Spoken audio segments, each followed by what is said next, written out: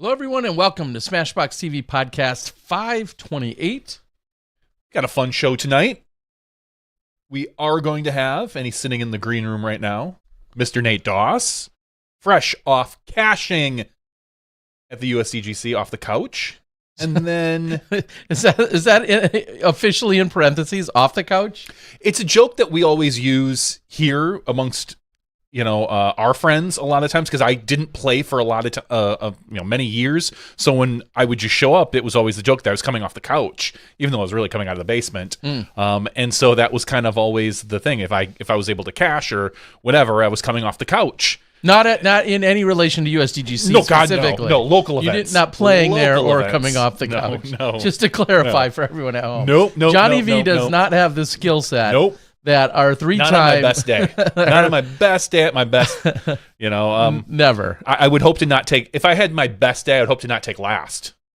Yeah. Still. And then hopefully later we'll have Gannon Buhr on tonight. Yes. Gannon's got a busy night. I know he's already been on one podcast. I know he was on another one last night, and I think he's got something else going on, but he plans to join us. But we don't care about him. Not right now, anyway, because we've got a 3-time world champ, a 4-time major winner, and cashing off the couch, famously, is Nate Doss. Nate, let's start. First of all, congrats. That's the obvious one. But the immediate follow-up to that is when myself, who used that phrase, I texted you the other night, I used off the couch as a phrase as well. How do you react? How do you respond, whether it's us as friends or anyone else in a serious capacity? How do you respond to somebody saying, yeah, coming off the couch? Well, first of all, great to see you guys, as always. Terry, I see you all the time, but Johnny V, great to see you. Thank you. And congrats. 500-something podcasts. Man, you guys are animals. But, it's funny to hear the term off the couch because I spent a significant amount of time in my backyard throwing into a net. And then a significant number of hours out in the field practicing for the tournament. So I don't really feel like it was off the couch, but I get it. It's been 7 years since I've played the USDGC. Earlier in the year, I played at the Beaver State Fling. It had been 6 years almost to the day since I had played a tournament then. But here at the DGC, it was 7 years. So, hey, that's a long time. That's almost half of Gannon Buhr's life. So, it's been a while since I've been out there. So it's fair to say it's off the couch for sure. Is that a phrase, you're a huge sports fanatic, is that a phrase that gets thrown around in reference to any other players that are semi-retired or taking a sabbatical or a break or anything of that nature or taking a hiatus? Is that phrase used anywhere else in sports? Yeah, I think it's obviously a term that we all kind of know, kind of maybe coming out of the woodwork kind of thing. I think it's used more with guys or girls that have been sort of playing but not at their best, and then all of a sudden, bam, they're like leading or win a major or something like that. I don't think it's used for guys that have taken a 7-year break from any individual sport. In fact, we just don't see that often. So I think it's unique in my case, at least recently anyways. Yeah, the only other sports I really think about where things like that kind of happen are maybe like football. You get the occasional, like the Packers today just signed a kicker who wasn't playing. Or you might see a player like that who is just maybe not quite sure if they're going to retire or not, and maybe they get the right call from the right team. But usually those guys are still in, a pretty peak form, and they're not 7 years out of competing. Not usually. I can't think of another sport where you could sit out for that many years and come back and still play at a high level like that. Poker.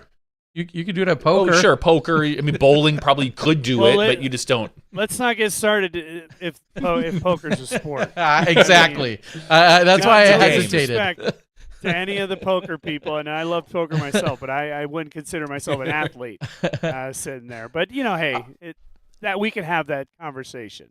So we're using the term endearingly, of course, but you've been anything but lounging around. We all know that. You've obviously been very, very busy starting and running a very successful Bevel Craft Brewing. 5 years in, you've been Brewer of the Year 5 years there in Central Oregon. You're anything but, lounging. And then obviously adding a child, little Luca, into the mix a little over a year ago. So plenty busy. What is that like to, well, let's even back up a little bit when you had this notion of, hey, I want to give this another go, because that was just a little over a year ago, wasn't it? Yeah, it was basically a year ago to the day, when we were playing the final round just 2 days ago. I mean, I was sitting there with Luca, and I'm watching the final round develop last year, Kyle Klein taking it down at the very end. And I remember looking at my phone and seeing all the scores, and I saw the names of Dave Felberg, Will Schustrick, Steve Brinster, Barry Schultz, a lot of the defending champions that aren't necessarily in the game. And I thought, man, I got to get back to that tournament one of these days. And I texted Jonathan Poole right then. I said, hey, what do you think about me coming back next year? He said, you're defending champion. We'd love to have you. And so right there, that was kind of the seed that started growing. And there was a couple of reasons. One, I think I was kind of missing being back in the field. Obviously, we do a lot of commentary, and I absolutely love that job. I wouldn't trade that for almost anything at this point. But it was like I wanted to be back in the field. I wanted to be with the guys that I was commentating on. Maybe I wasn't playing with those groups, but the field, the guys that I see the names of every single weekend. I wanted to meet them, see them in the practice field, and that did happen at both at Beaver State and out in Rock Hill. And number two, I wanted my son, though he's young, and at that time he was only like 2.5 months old, I wanted him to see disc golf. I didn't want disc golf to be, well, mom and dad going to the garage and talking to this camera for 4 hours at a time. And that really paid off. I mean, the last 3 months I've been practicing in the backyard. There's been baskets out there. Luca will follow me around. He picks the discs up off the ground, puts them in the basket. So at the very least, he sees in this very short amount of time in his life what his mom and dad used to do. So I think it's pretty cool. So I think that brings up the question, is there going to be a showing from Val? You said mom and dad. Like, does Val, after watching you out there, does Val have a little itch to scratch? Does she think like, well, maybe if I could practice for a few months, I could get out there and play another round or two and competitively? Yeah, I mean, obviously you'd have to ask her that question because I don't want to give anything away. But what I'll say about Val is, in the last 6 years, Val has actually played. She's played in some women's global events. She's kind of played in a couple of little local women's tournaments here to support the Central Oregon Women's Disc Golf Club. So, I mean, she has been around it, but Val has always been a different kind of competitor than I am. She was always very confident in herself. She was confident in her game. She could literally and figuratively sometimes come off the couch and win.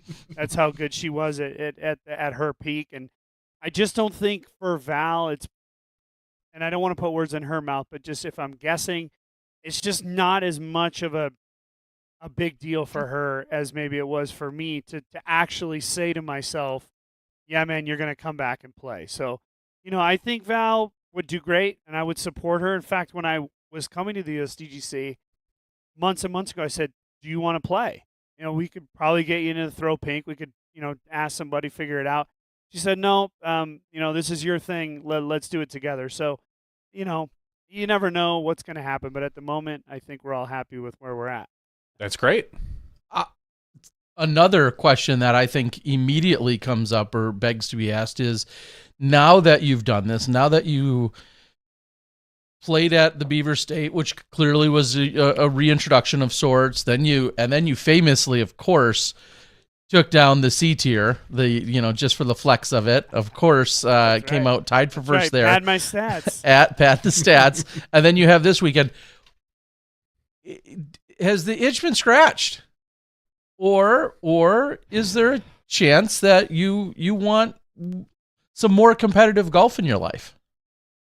Yeah, I mean, I think a little bit of both. I think what I've definitely confirmed is the type of competitor that I am, which is I'm a preparer. I like to prepare. I think a part of this whole process for me was throwing into that net, putting in the backyard, going out to the field. It wasn't even playing rounds. It wasn't even, how did I shoot 1 through 18. It was just getting out and doing it, getting that feel again, and that's the type of person I am. I always knew that when I stepped away that it was going to be hard for me to come back because I know what it takes to be a champion, and I'm not here to just kind of play.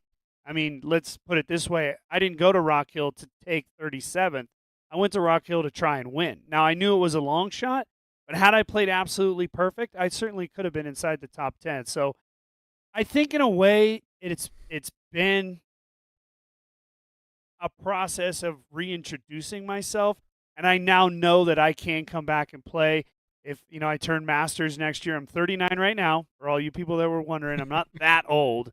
They call me old man all weekend long. I'm like, I'm 39. It's not that old. But anyways. Tour veteran is what they should have called you. Yeah. I got I'll digress for one moment. I'm playing with Ben Calloway. And Ben on like the 7th tee says, hey, Nate, or 8th tee says, Nate, I need you to, we got to solve a bet right here. I need to ask you a question. I said, what's up? He said, how old are you? I go, why? He goes, well, everybody in the house that I'm staying at, we all were guessing your age. And I told him I knew you were 39. And they all said, no way. I said, you're right. I'm 39. You got it. And I said, what'd everybody else say? And he goes, man, they thought you were way older than that. So I'm like, what did I do? What did I do? But then again, I always make the joke when I won Worlds in 05, I was actually 20 years old, but most people thought I was 32. So, fast forward, maybe I'd be about 52 for what most people think. But anyways, next year I can play some Masters events. Sexton's been trying to convince me to play some alongside him. But at the moment, I'm happy with how this year of tournaments went. I cashed in one. I won another one, Terry. And I miscashed out the Beaver State. So I'm happy with everything as it is right now. That's for sure. You can say it, but you won't. So I'll say it for you. You showed up off the couch, and then I won't go as far as saying you bitch slapped. You handled your business and beat plenty touring of pros, today's top players.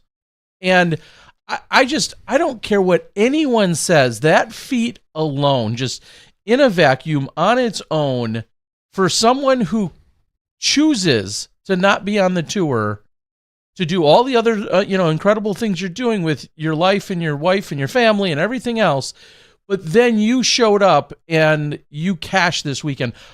Truly a dream for so many other players to be able to even think about sniffing the cash line. All these years off, you come back and do it. How good does that feel? Well, to put it simply, and I never say anything simply, so we're going to keep going with that. To put it simply, it was amazing. It was an absolutely amazing weekend. And, I kind of checked all the boxes minus one, which was winning the tournament. I wanted to complete the tournament. I wanted to cash in the tournament. And I wanted to win the tournament. So I got 2 out of 3 there. But, what I want to make very clear to everybody who's, new to me, being introduced to me for the first time, is I want people to know, like, I worked really, really hard to get to this point. It's not as if I just showed up and, didn't throw or practice, whatsoever. I actually did spend the time, and I put a lot of time in there. And that being said, I came back to a very specific tournament where I knew that the preparation, I knew how to prepare to play well in it. But at the end of the day, I did beat a few guys, and a few guys beat me. But it was kind of cool playing the final round with James Proctor, right? James, just who I've known for a long time, comes off this big win in incredible fashion. I mean, we're sitting right here in the booth calling it, to go out and play the final round with him. And he throws 100 to 200 feet farther than I do. But because of the tournament, because of the preparation that I had, I was able to go out and keep pace with him. In fact, going into the final hole, I was beating him by, I think, 2 or 3 shots for the round. I ended up getting super aggressive, double bogey in the final hole, and we tied, and I beat him in the tournament by 1. So that's a huge honor for me, right? This guy just won on the Pro Tour, Mm-hmm. and I just beat him by 1 at a completely different tournament, but it still felt pretty good. But how tough is it going to be next year to have to sit next to Nate Sexton, who beat you by a stroke? Like, you're going to have to look across Terry, kind of maybe lean back or forward, and you're going to know that Nate Sexton's looking at you and going, yeah, I got you, old man. I got you. You know, I mean, it was funny because Sexton and I were pretty close in the tournament throughout the entire time. Like, round 1, I think he was like the group behind me or ahead of me. Then we were tied after the first round, but we didn't play together. We were like 1 or 2 strokes apart after 3 rounds, and then we just never played. But he was definitely my yardstick for sure because we are only like 15 days apart as far as age. We're good friends. We played 2 practice rounds together here in Oregon, and then we played the practice round with Jomez. And so I was definitely using him as a yardstick. So, yeah, I was like, ugh, you sucker. You know, the competitive part of me still wants to beat everybody, but I think also it was pretty cool. I mean, it was a good performance by Sexton, too. He has not had a good year at all. He's missed cash several times, and for him to finish where he did was pretty good as well. You talked a little bit about your practice rounds with Sexton doing in Oregon and Jomez, and one of the things that I maybe know a little bit about you is that you're not a lot on the social medias these days. Like, you've kind of but one of the things that I'll say that I saw was maybe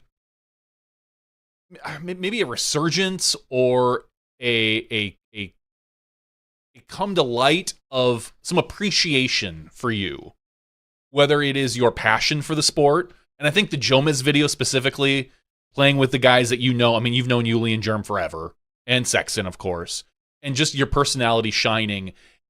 Have you dipped into the social media to take a look at that at all? Or have you just kind of been like, nope, that's fine, I'm good with where I'm at, and I'm sure I'll hear about it? Yeah, I mean, that's a great question, and I have not looked at a single video. I haven't watched the Jomez practice round. I had so much fun that day. I wouldn't want to ruin it with trying to think of what people think of me or think of the things that I said.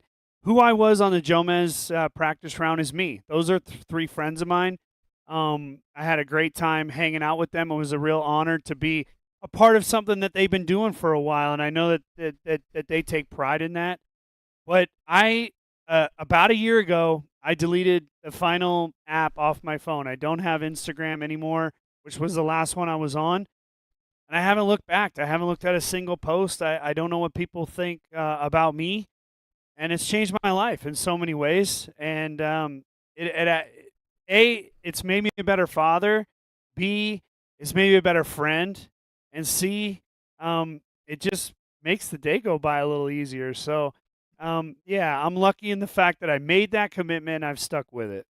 Well, again, so I'll reiterate, the little bit I've seen out there is that there has been a lot of people that have posted like, man, I didn't realize how funny Nate was, or I didn't realize how passionate he was, or there was a lot of that. There was a good amount of Nate Doss appreciation out there. Don't go searching for it, but I will give you that note that yeah. I do believe it was out there as I saw it. So yeah, and that's cool. That's cool that people that they believe that, and that is true. I mean, I do love disc golf more than almost anything in my life. Obviously, it's my family, my business and disc golf. I mean, those are the 2 things that are right there in second place. So, there was a moment that we did the Champion Skins, which was, I think, a GK Pro thing. And we were walking, the last hole we played was hole 7, the bamboo hole. We were walking down there and things were kind of like ending, and it was dark and the crowd was kind of right up around the green. And I just took the moment to say, hey, everybody, I know you might not know me that well. You may have never seen me play, but I just want everybody here to know how important you guys are, the fans are, because without the fans, really, disc golf is nothing. I mean, obviously we need each other as competitors, but we also need those people out watching. And I just said thank you to everybody that was still there. And that wasn't an act. That was just me. I have goosebumps then. I got them right now. Like, just to see where the game has progressed to, as far as the fandom, I think is really, really cool and it's something I always dreamed about. So, in a way, I was kind of living my dream, which was seeing that all in person. So, okay, so let's bring it back to the course a little bit. At any point during the round, were you thinking about, I wonder what the commentators would say about this? Being on the other side. Now, because you have, or better yet, were there any players that approached you and said, hey, Nate, remember what you said about me on hole 7 at Idlewild or something along those lines? Did you have any out-of-body experiences, so to speak, as a player versus your commentating? No, actually, which I think is very interesting because I even thought back at Milo that people would kind of like, hey, man, I can't believe you called it that way. I didn't see it that way. Actually, I heard most positive stuff from all the players. Like, hey, Nate, thank you for calling it so real. Thank you for kind of being on our side. Because when I do commentary, I'm actually on the side of the player. I mean, we're supposed to be non-biased, and I'm not saying I'm an individual fan of everybody, but I am calling it on the side of the player. The mistakes that they made, they know they made. Right? The level of quality of play that we hold them to is a standard that they've set. So a lot of those guys recognize that. They said thank you, which I thought was really, really cool. It was funny, Luke Taylor, and during Worlds, I was telling this story a bunch. And in my recollection, it's true. When I got to the Worlds this year, the first 2 people I saw was Eliezer and Luke Taylor. They were playing a practice round together, and I introduced myself. Hey, nice to meet you guys. They were, saying, hi and stuff. And Luke did say, I'm going to make you watch me play this week. But he came up to me in the practice field. He said, hey, I think I said, I hope I'm going to make you watch. So there was a couple of words that I may have left out. And I told Luke, I said, hey, man, it's my job to make you look like a badass. And I think I did that, and you proved it out on the course, and we had a good chuckle about that. But I like I said, I love all these guys. I'm there on their side, and as far as what the commentators were saying about me, I mean, look, if you're really looking at it, my distance is nowhere near where it needs to be to play at the elite level throughout the season. I think I was able to hold up. I think I made some pretty good decisions, and overall I putted well. But in the big moments, I let myself down. The tour nowadays, you cannot miss 30, 35 footers, and I missed a handful, if not even more. I probably missed at least 10 of those. So, got to putt better, got to throw farther. But I think overall the decision making was pretty solid. Do you think that's different than, we'll say, your heyday in the early or late 2000s, early 2010s, like the putting skills? Do you think it's different? Like, it just feels like back when I was watching you guys play, 30-footers weren't a gimme. And we're watching all these kids walk up now, and a Gannon Buhr 30-footer just feels like, it's a tap-in. Like, did you feel any of that pressure, or do you feel that way at all? Oh, I 100% feel that way. I mean, it's funny. When I won in 2005, the percentage of spin putters to push putters was like 80-20. It was 80% push, 20% spin. Now that number is like 95-5. In the opposite way. Everybody is spin putting. Everybody's figured out a way to power spin putt, either with a little nose up or a big nose down. Like if you're a tall guy like Gannon, he gets it out there and he just smashes it into the chains. I mean, the basket technology has gotten better. The guys are way more confident, and they're just spin putting, and they take all of the guesswork out of it. And yeah, that puts a big amount of pressure on you. If you're not a super solid putter, you got to get it closer to the pin. But man, they just don't give up opportunities that are made available to them. So yeah, when you're out there and you miss a 35-footer, which, let's just say 8 years ago, I would have still been okay with, but at some point in time, you got to stop missing those, otherwise you're going to get passed. And nowadays, you really can't miss any, and if you want to win. And then I guess in that same light, when you're looking at the course, which has changed because it changes every year. It's going to change a little bit next year versus what it was even this year. A rule will probably change, a line will change, something will change. So it's always changing to some degree. There's no doubt about that. However, as overall, since the last time you played there versus what you saw, what stood out to you most as a player?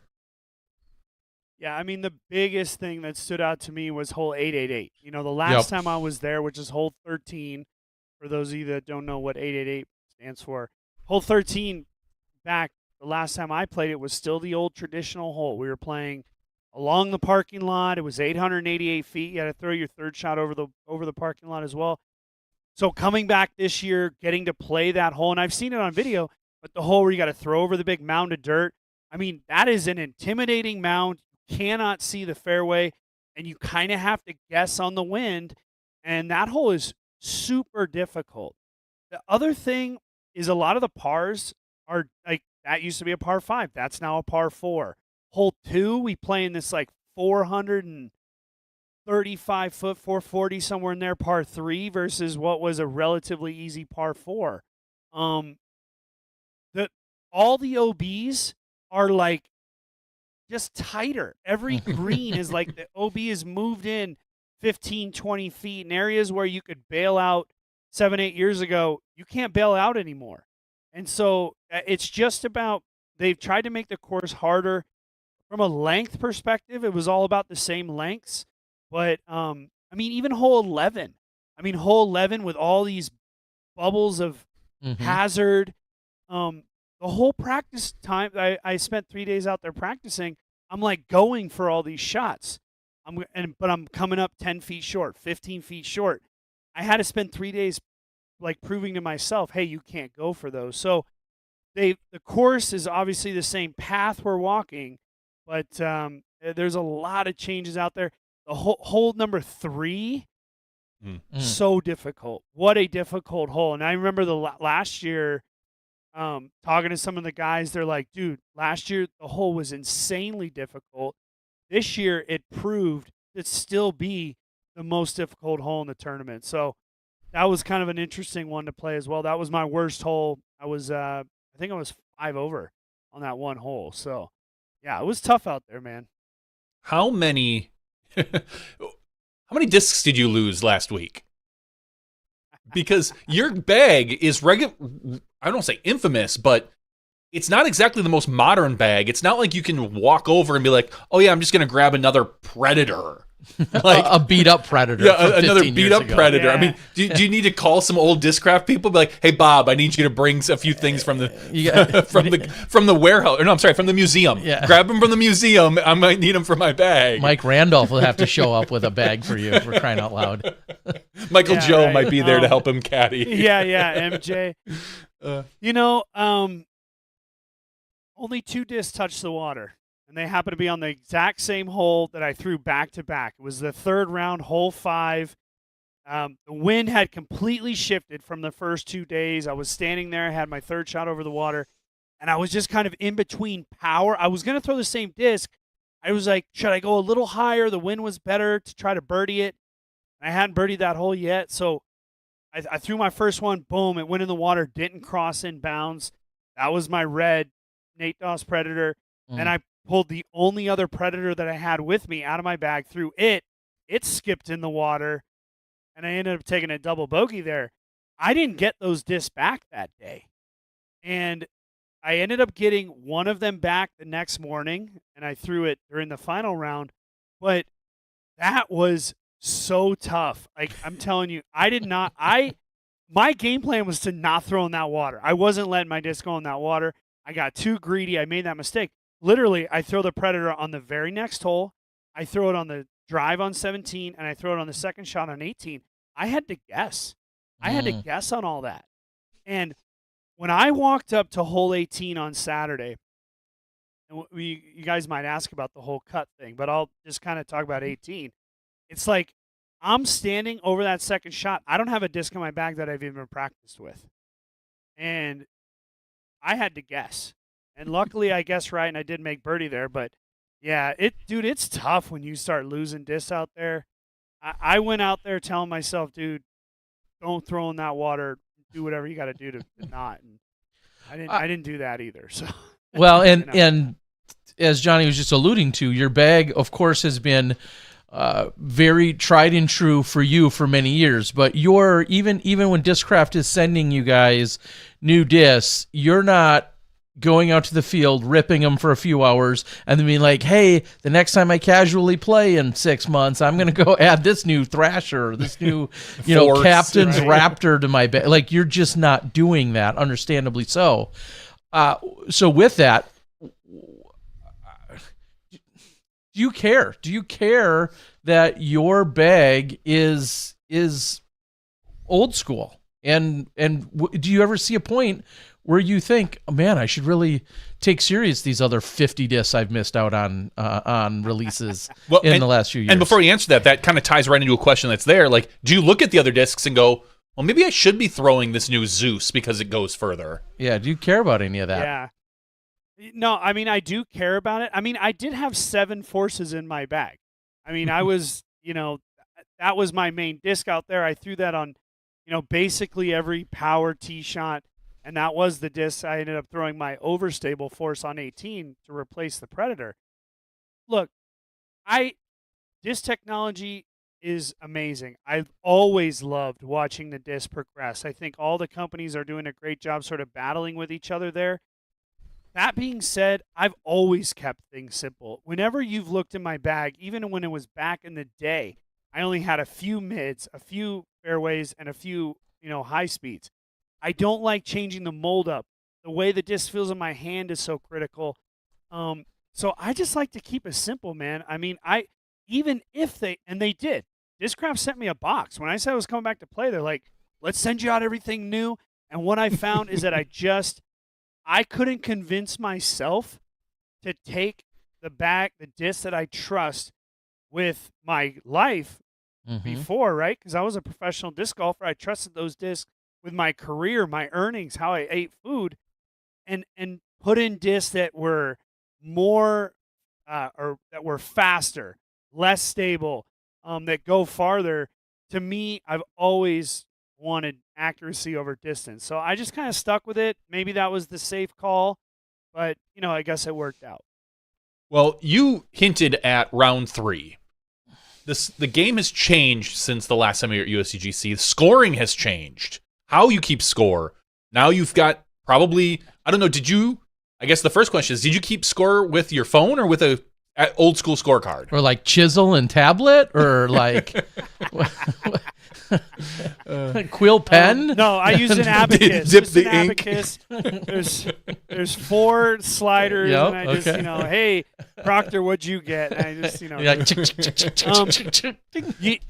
You know what's funny? The Beaver State Fling, I got to the first tee on the first round, and I said, so how do we keep score these days? And Macbeth goes, well, I still do paper. And I said, oh, really? I'll do paper. That's fine. But then at the end of the round, man, like everybody was just done, confirm, go. And when I told myself when I'm doing it the way they do it, I'm doing it on the phone. And I did He pulled it out his Nokia after playing Snake. It flips open. No, you're a tech guy. You had your BlackBerry out. Palm Pilot. Dude. Oh, my BlackBerry, and I was sending emails the whole Yeah, you time, were. baby. What's a text? I like email. I did use the phone the whole time, and I gotta say, it worked pretty well. I've always been this type of person that believes the scorecard is like this holier than holy thing. Mhm. But at the end of the day, I'm not going to fight it. If that's what they're doing now, I did it. And I'm glad I did because I got to see kind of how it all works. And I thought it was pretty effective. You could still see what the other players were putting on their scorecard. It told you if there was a mistake. And we did have a couple, not amongst the players, but amongst the volunteer. And we would kind of clarify that. So when you get to the end, 5 people have written down the same score. That's pretty much the score. There's no cheating. There's no mistakes. I think overall it's a good thing. So that brings us to round 3. You have your phone. You know the scores. You're going into hole 18 more or less on the cut line. Like the cut ended up being 4. I don't know if you knew that when you got there, but you needed to at minimum take a par on hole 18. Did you realize that going into it with your BlackBerry? Were you aware of what you needed to do at all? Well, my modem and my BlackBerry was bogged down, so I really couldn't see the scores. That's that 14.4K modem. Yeah, you got to get the 28. Yeah, you're set. Yeah. So 2 things. One, on my phone, I set my phone to do not disturb when I got out of the car at the practice field. So I never really saw anything. No text messages, no nothing. My phone was only a scorecard. I actually didn't even check the other scores from my phone. So I just want to make that very clear, because that hasn't changed. I'm really good at keeping 4 people's score in my head. So I know where the other guys are in my group. If I'm beating them all or if I'm losing them all, I know that pretty well. Number 2, I didn't know there was a cut in this tournament until Wednesday night. I was reading the final email from Chad, who's the tournament director, competition director at the tournament, and it said, there's a cut. And I'm like, no way. And it turns out, and I don't know if this is true, but this was the very first cut at the USDGC of all time. Of the previous 25, there had never been a cut. So Wednesday night, I'm thinking, I'm actually pretty excited about the cut, because if I can get myself in position, be inside the cut after 3 days, then I know I'm going to cash. And remember, that's one of my big goals, right, is to cash. If I get into day 4 and I'm like on the edge and I play like crap, well, I'm out, right? I'm not going to cash. So those are the 2 main prefaces here. As we got to the 18th hole, I just bogeyed 17. Now, I had a rough round in the 3rd round. I had that double on 5. I made a few other bogeys, and I just bogeyed 17. So I'm thinking, boy, I probably need to birdie. And my caddy, Wes, who was phenomenal, by the way, but he kind of we didn't really talk about scores. He says, do you want to know anything? And I was just about to go over to the tee. I'll ask you if I want to know. He's like, all right, cool. He gave me 2 thumbs up. I went over to the tee, teed, because it was inconsequential off the tee shot where I was. If I was like out, it didn't matter. There's nothing else I can do. There's no bigger shot I can throw. You're just going to make a bigger mistake than you think. So I threw the tee shot. I was in pretty good position. I knew I was going to be able to go for birdie.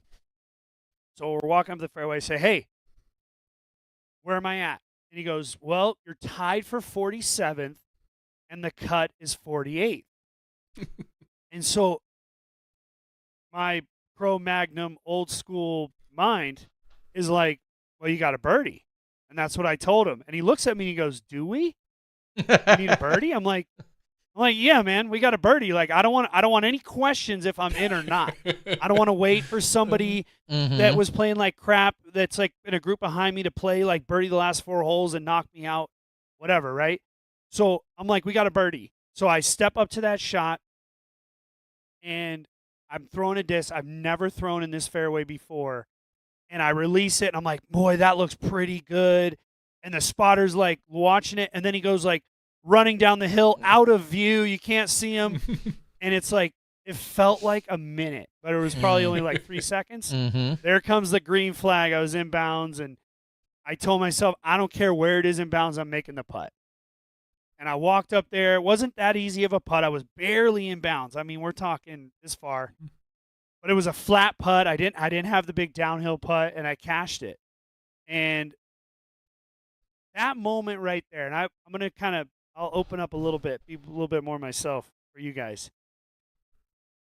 It was an odd moment because I feel as if in my long career, just that shot, that hole, that round, this tournament might have been one of the best I've ever played.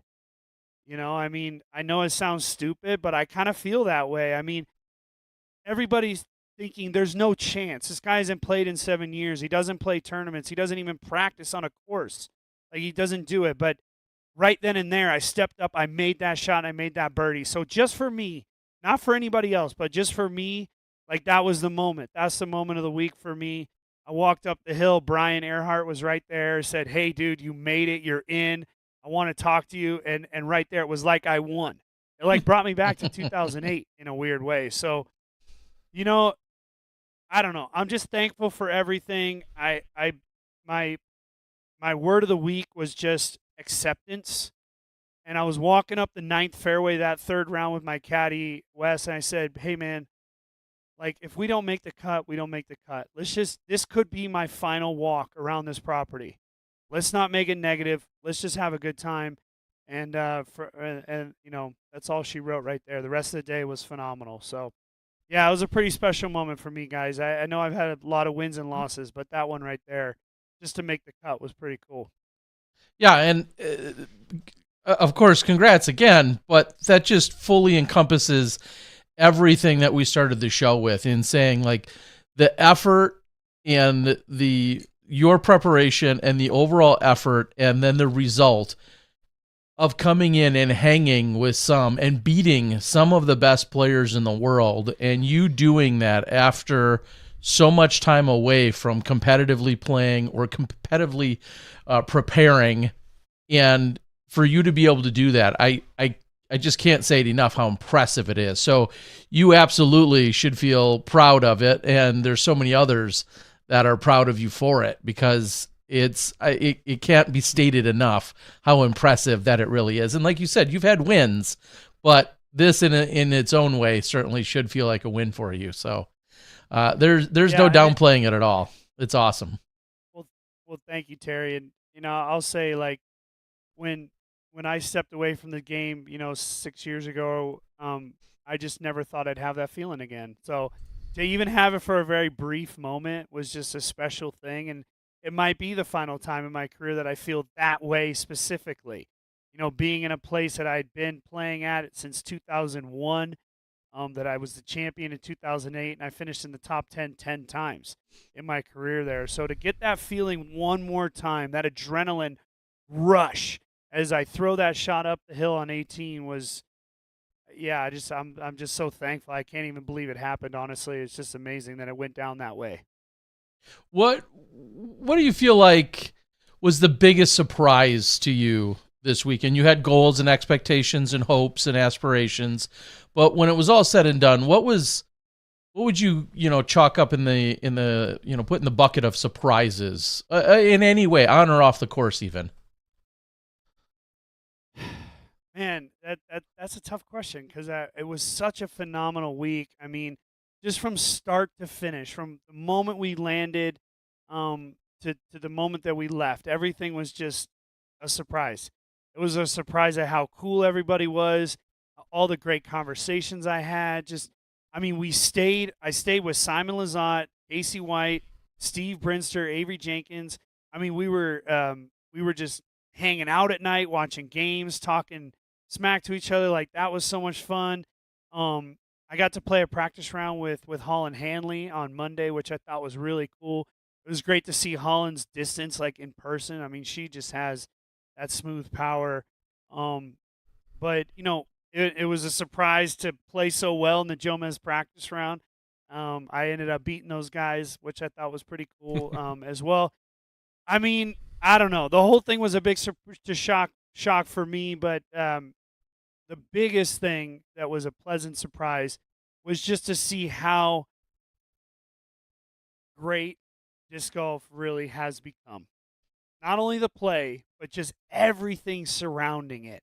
The fans, the volunteers, just the people that were just helping out on the practice field, making sure that we had cart rides. Like, there was just so much about it, and it's everything that I dreamed. And I know I said this earlier in the show, but I was literally just walking around in my dream. And in 2001, when I was there, I was also walking around in my dream. I was 16 years old, watching fans and spectators and the players being treated well. So that was the biggest thing for me, was just to kind of see it in person. Because a lot of times when we're in the booth, we're so secluded from that. And by the time we get done, everything's gone and everybody's sort of, off on their own direction. So I think that was the most special thing for me, was just seeing it all in person and getting to be a part of that environment again. It was really cool. Did you get to take in Vendor Village? Did you walk down there and check it all out? I mean, that's one of those things that, as a commentator, we see a lot of overhead shots of it, like, oh, there's Vendor Village, but you don't get the feeling until you're there. The scope of it, the people, all the booths. Did you get a chance to kind of take all that in? Yeah, definitely. I mean, it was cool because Wednesday night we had the opening ceremony at Vendor Village, and all the previous champions were there and everything like that. That was really cool. And yeah, I did. I walked through Vendor Village a couple of times, and man, it was like even hard to walk through there because there were so many fans, and everybody's like, Nate, like, dude, great job, and everybody wants to talk. And then I'd see people that I hadn't seen for 10 years, that had come out, and they say, God, I just come to this one every single year now, and look at all this. And there was like food trucks every single night. I mean, there was music, live music being played. In fact, when we were playing the champion skins, you could hear the band. The band was just filling the whole lake part of the property. Yeah, Vendor Village is cool, man. It's a real show they're putting on over there.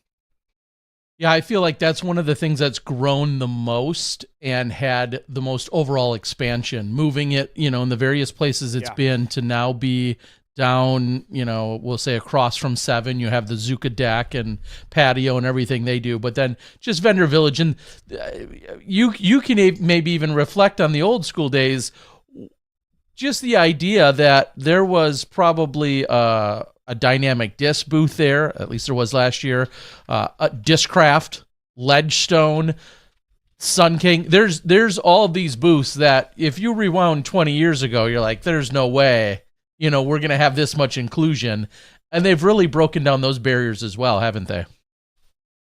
Oh, man, big time. In fact, even Jonathan Poole thanking all the sponsors, during the opening ceremony, talking about Discraft, talking about Sun King, Zuka carts, so many others as well that have invested into the tournament because they see also that this is the moment for it to shine. I mean, we really look at the World Championship from a title perspective. You are certainly the world champion, and in my opinion, still the greatest title. But when you look at the USDGC, it's such a show. It's such a spectacle from start to finish. And as a player, you just feel that energy happening. And you've earned your way there, and you're there because you're supposed to be. And I think that's one thing they've always done well, is they've really respected the fact that you qualified for this, that you're amongst your peers of the best in the world. Not to say that the world's isn't that, but it's just a different feel because it's in a different town every single year. So I think that is amazing. They've broken down all those barriers. And I mean, for me, inside the ropes, everything was the same. The way I prepared, the way I walked up the road over to hole 1, the way I played the course and walked off the course, all that was the same. But as soon as you hit that Vendor Village, as soon as you actually take your head out of the sand and look around at all the fans, people just sitting on certain holes, like, hey, I just want to watch hole 6 every day. Hey, I want to sit and watch hole 7. Or I want to be over on 14 because that one's cool, coming off the Coliseum. I just want to sit on the hillside that overlooks the basket of 1 and the basket of 17. It was cool, man. Everywhere you look, there was people. And one of the, Terry, now that we're talking about this, I think the most special moment for me, and I'm shocked I overlooked this. Final round, I played hole number 17. I parred it. And as I was the last person to tap in, and somebody on the hillside said, "We love you, Nate. We love you." And at that moment, the entire hillside started to clap in unison, and they were just screaming my name. And again, I was so buried in the sand that I could barely recognize it had happened. But I'm so thankful. I looked up, and I gave them all like a big, fist pump in the air. That was pretty cool, man. I mean, I'm just so thankful that that's happened to me. I just don't know any other way to say it. It's a shock. That is a very special moment, and probably now we know where the Bevel beer tent should be located in future years. Is right there on 17, man. That sounds like the place to be. everything you're saying, and I know you have a lot to process, and you're coming off of all of this, and you still have life and business and family. I immediately just in my head keep going back to the idea of Minnesota World Championships, 40 and up division next year, eligible. It seems, do you feel like you could will those revived feelings and goosebumps, could they and would they be the same to show up to play against Cale and Joe Revere and Dave Felberg and maybe you pull an Avery in there and maybe a Nate Sexton? Like, that's your generation, our generation. That could all be happening in Minnesota at a Pro Masters Worlds next year. That sounds pretty damn good to all of us, doesn't it? Terry, if the tournament was in 2 weeks from now, I'm there. Book the flight. We're going. My body is ready to go. I worked through all of the aches and pains. I mean, man, 2 weeks before the tournament started, I could barely walk, man. My right hip from just all the practice was killing me. But that being said, the feelings are great. I have to ask myself, I have to look inside myself and say, Nate, are you willing to fail? I went to the USDGC with the mindset, there's no way I'm failing. There's no way I'm letting this happen. But the reality is that I could have failed. And had I, maybe I would be sitting here, maybe I wouldn't even be talking to you guys. Maybe I'd be sitting here going, I got to go back next year. I got to do this thing again. But I did achieve all my goals there. But I have to ask myself, am I willing to fail? Put all the preparation in, go to that World Championship, and maybe not play well. Maybe finish out of the cash, not even be what people think I'm supposed to be. But that's a part of sports, man. That's what makes sports so great. So I'm going to kind of let this happen. I'm going to, I already brewed a beer today. I was already at work this morning all morning long. And then we got commentary. So I'm just going to let this kind of week happen. Just keep focusing on that. And then in a few weeks, I'll sit back and kind of really reflect on how this whole process went. But Sexton is going to continue. I promise you, try to get me to go to either Tim Selinsky or the World Championship. I think it would be fun, man, but I don't know if I could beat Cale and Joe. Those guys are – and clearly I can't beat Sexton. Just give me my two strokes out there. So it would be a good battle. I would hope to be a part of it, but either way, we'll see. I do just think it would be really cool, of course, to see you and all those others we just named. And Joe has been seemingly unstoppable in that MP40 division. He's an animal, yeah. He's an animal there. We have so many ties to Minnesota, and Cale's gonna have some home state love going for him. But I don't know, it'd be a lot of fun. I mean, you've won the Majestic in Minnesota, and anything could happen. I will also just throw out, I looked it up earlier while we were talking, thanks to our friends at Statmando. I don't know how many. This is of note. You against Sexton head to head, career wise. As I pull it up on Statmando, do you have any idea what those look like? Just you against him head to head? Nate has. I think we've looked at it one time, but he mentions it. Early on in my career, I probably had Nate beat 10-1. Yeah, like early on, from say he didn't even turn pro until like 06 or something, or like 05, 06 until about like 2013. Or 2012, let's say. I probably had him like 10-1. But from 2012 to 2017, when I stopped, I mean, he probably had beat me, every, 3 or 4 out of every 10.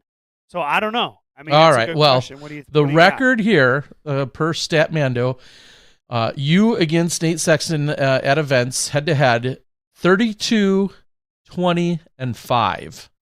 So in your favor. In your favor. So in 50 in my favor. 50 okay. Yeah, 57 attempts. You came out 32 times in front of him, 20 times behind him, and 5 times tied with him.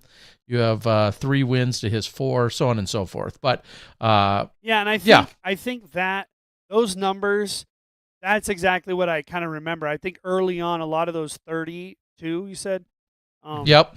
A lot of those are from the early days. Nate is a late bloomer in his career. I mean, Nate was and he still is. He's a very thoughtful player. He thinks his way around the course really, really well. He's accepting of holes that he can't birdie, and that early on in his career, that was probably a detriment. As he got older and got more confident, that really helped him, man. And he won a lot of tournaments later in his career, won the USDGC later in his career. So, yeah, I mean, that's a testament to kind of just his commitment to playing all these years. And, yeah, it's always fun to play against Nate. We're just so close. That's why I bring it up. Yeah, you guys are 15 days apart. You have, both born in May, all these similarities that you have. And, Nate, like you said, Nate was turning pro just as you claimed your first world title in 05. That was almost the same time. So you guys, got a little bit different start to it. And then Nate Sexton, hitching on more on the media component just as you were essentially exiting competitive play. So I love to bring him up because he's, of course, very well known. But when you look at your careers and your playing, it's a matter of really the shift in time that you two have had where you were a little before him. So it's very interesting to make note of. A lot of people maybe don't know this, or maybe they do, but there was a time when Nate committed to traveling with a young Paul McBeth. Mm-hmm. And I think Nate doing that and doing a lot of the McBeth challenges or whatever they called them, I think that really helped Nate kind of get more confident. And that's when he started to play so much better and started to win tournaments. And he definitely was taking the head-to-heads against me. So, yeah, I mean, I think that's pretty cool, too. I mean, he kind of helped McBeth in a lot of ways, and McBeth helped him too. So I think that's a fun story. Yeah, and speaking of competitors and fellow competitors, there's this notion, and you kind of touched on it earlier, so I'd love for you just to put it all on the table. There's this notion of you, we'll say, both loving and or hating various players. And what I say by that, just as a clear-cut example, is one day I can read a post that's like, Nate Doss loves Paul McBeth, just can't get off his jockstrap, can't, just is all in Paul McBeth's camp. And then literally 5 minutes later, an entirely different post is, God, Nate is such a hater of Paul McBeth. He clearly is jealous and hates his guts and can't stand Paul's success.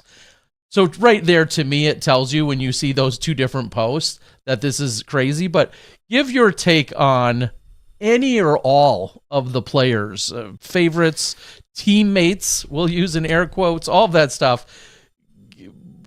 Put it on the table. How you feel about that?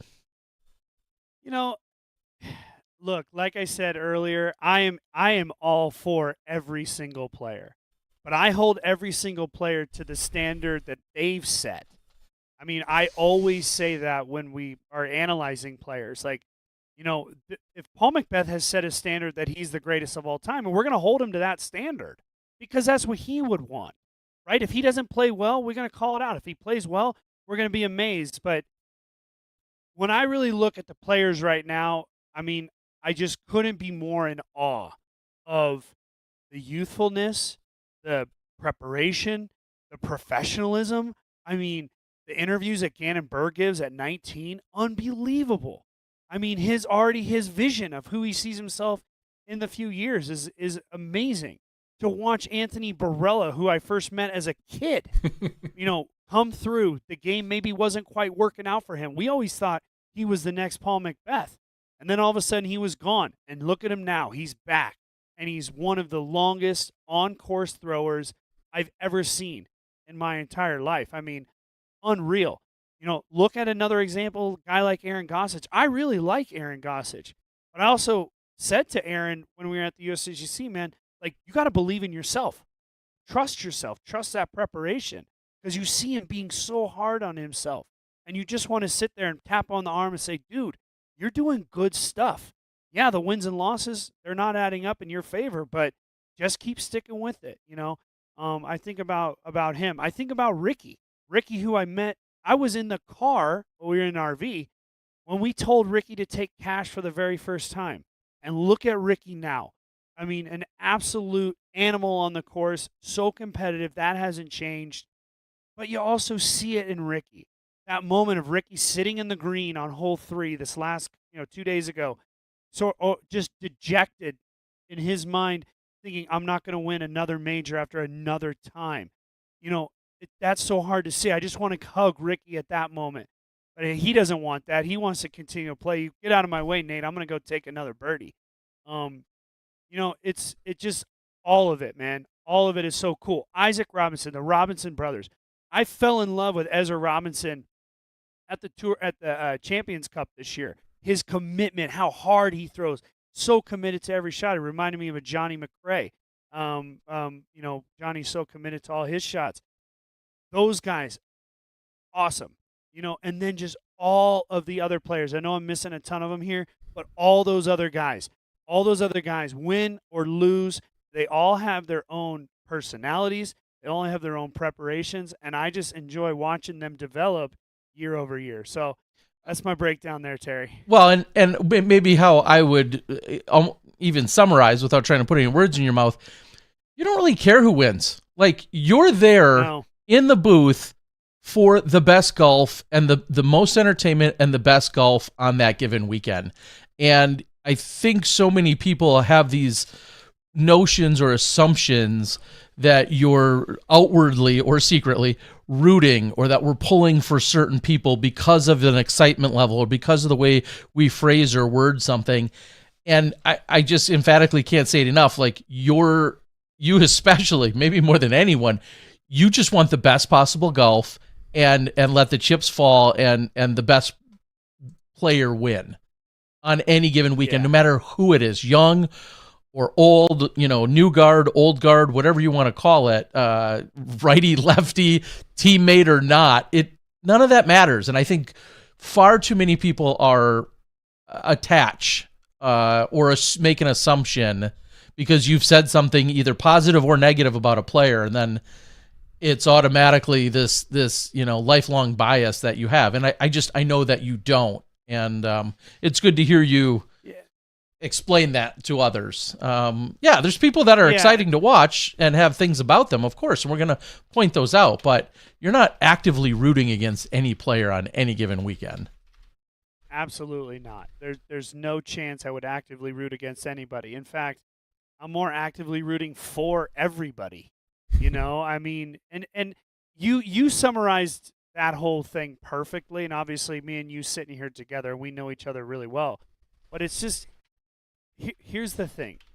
If this is the first time you've ever seen me, then I apologize because I talk way too much. But I am all about the path. I'm not necessarily about the destination. 2 weeks ago, James Proctor won the MVP Open. Great. On an amazing putt at the end. But what did I talk about after, Terry? It was the path. Look at who he was in the group with.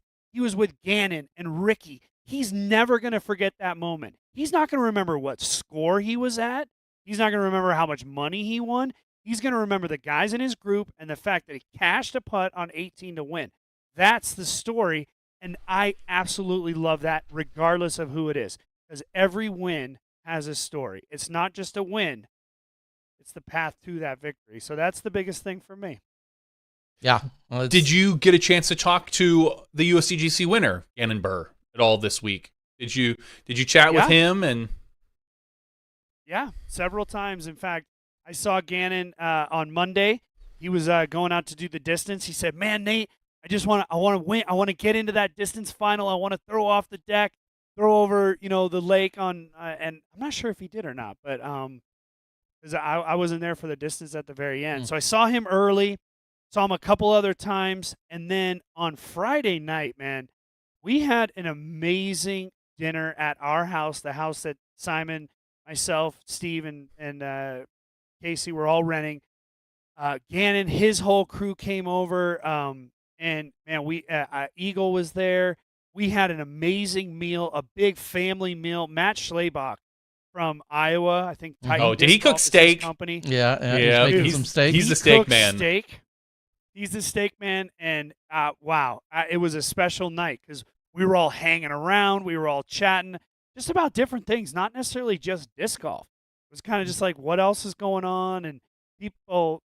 I mean, dude, a disc golf party, now guys are drinking red wine. I don't know what's going on in the world. We're eating steak and drinking red wine. For those that are old enough, McDonald's anyway. and beer. yeah, of course. Of age. Well, I knew the California guys you hung out with. They weren't drinking red wine. No. So, I did get to see Gannon and get to chat with him. He's such a respectful kid. He understands the history of disc golf, and he's just honored to be a part of it. And I think the one thing that I admire about him so much is the fact that he is trying to not only be a part of disc golf history, but create it. He is actually actively trying to create it. Now, he's successful right now, and I look forward to see the ebbs and flows, because we know careers aren't all the up. There is the down, and then the back up and the back down, and then eventually we all just stop playing. So I look forward to watching that with Gannon. And isn't it interesting how, in my opinion, I'm just going to go back to Paul, because I could go way back and nobody wants to hear that at the moment. But I'm going to go back to Paul. Paul came in 2012, he wins Worlds. He needed Ricky Wysocki. He needed a guy like Ricky to make him better, to continue to push him forward. Because if he didn't, Ricky was going to start taking those wins. And Paul had to step his game up, get better so he could stay in front of Rick. And now I fast forward all these years later, and I think of Ricky, and I think of Gannon. And what is Gannon doing for Ricky? I think Gannon is forcing Ricky to try to figure out something new, to try to get better, and to try to push past.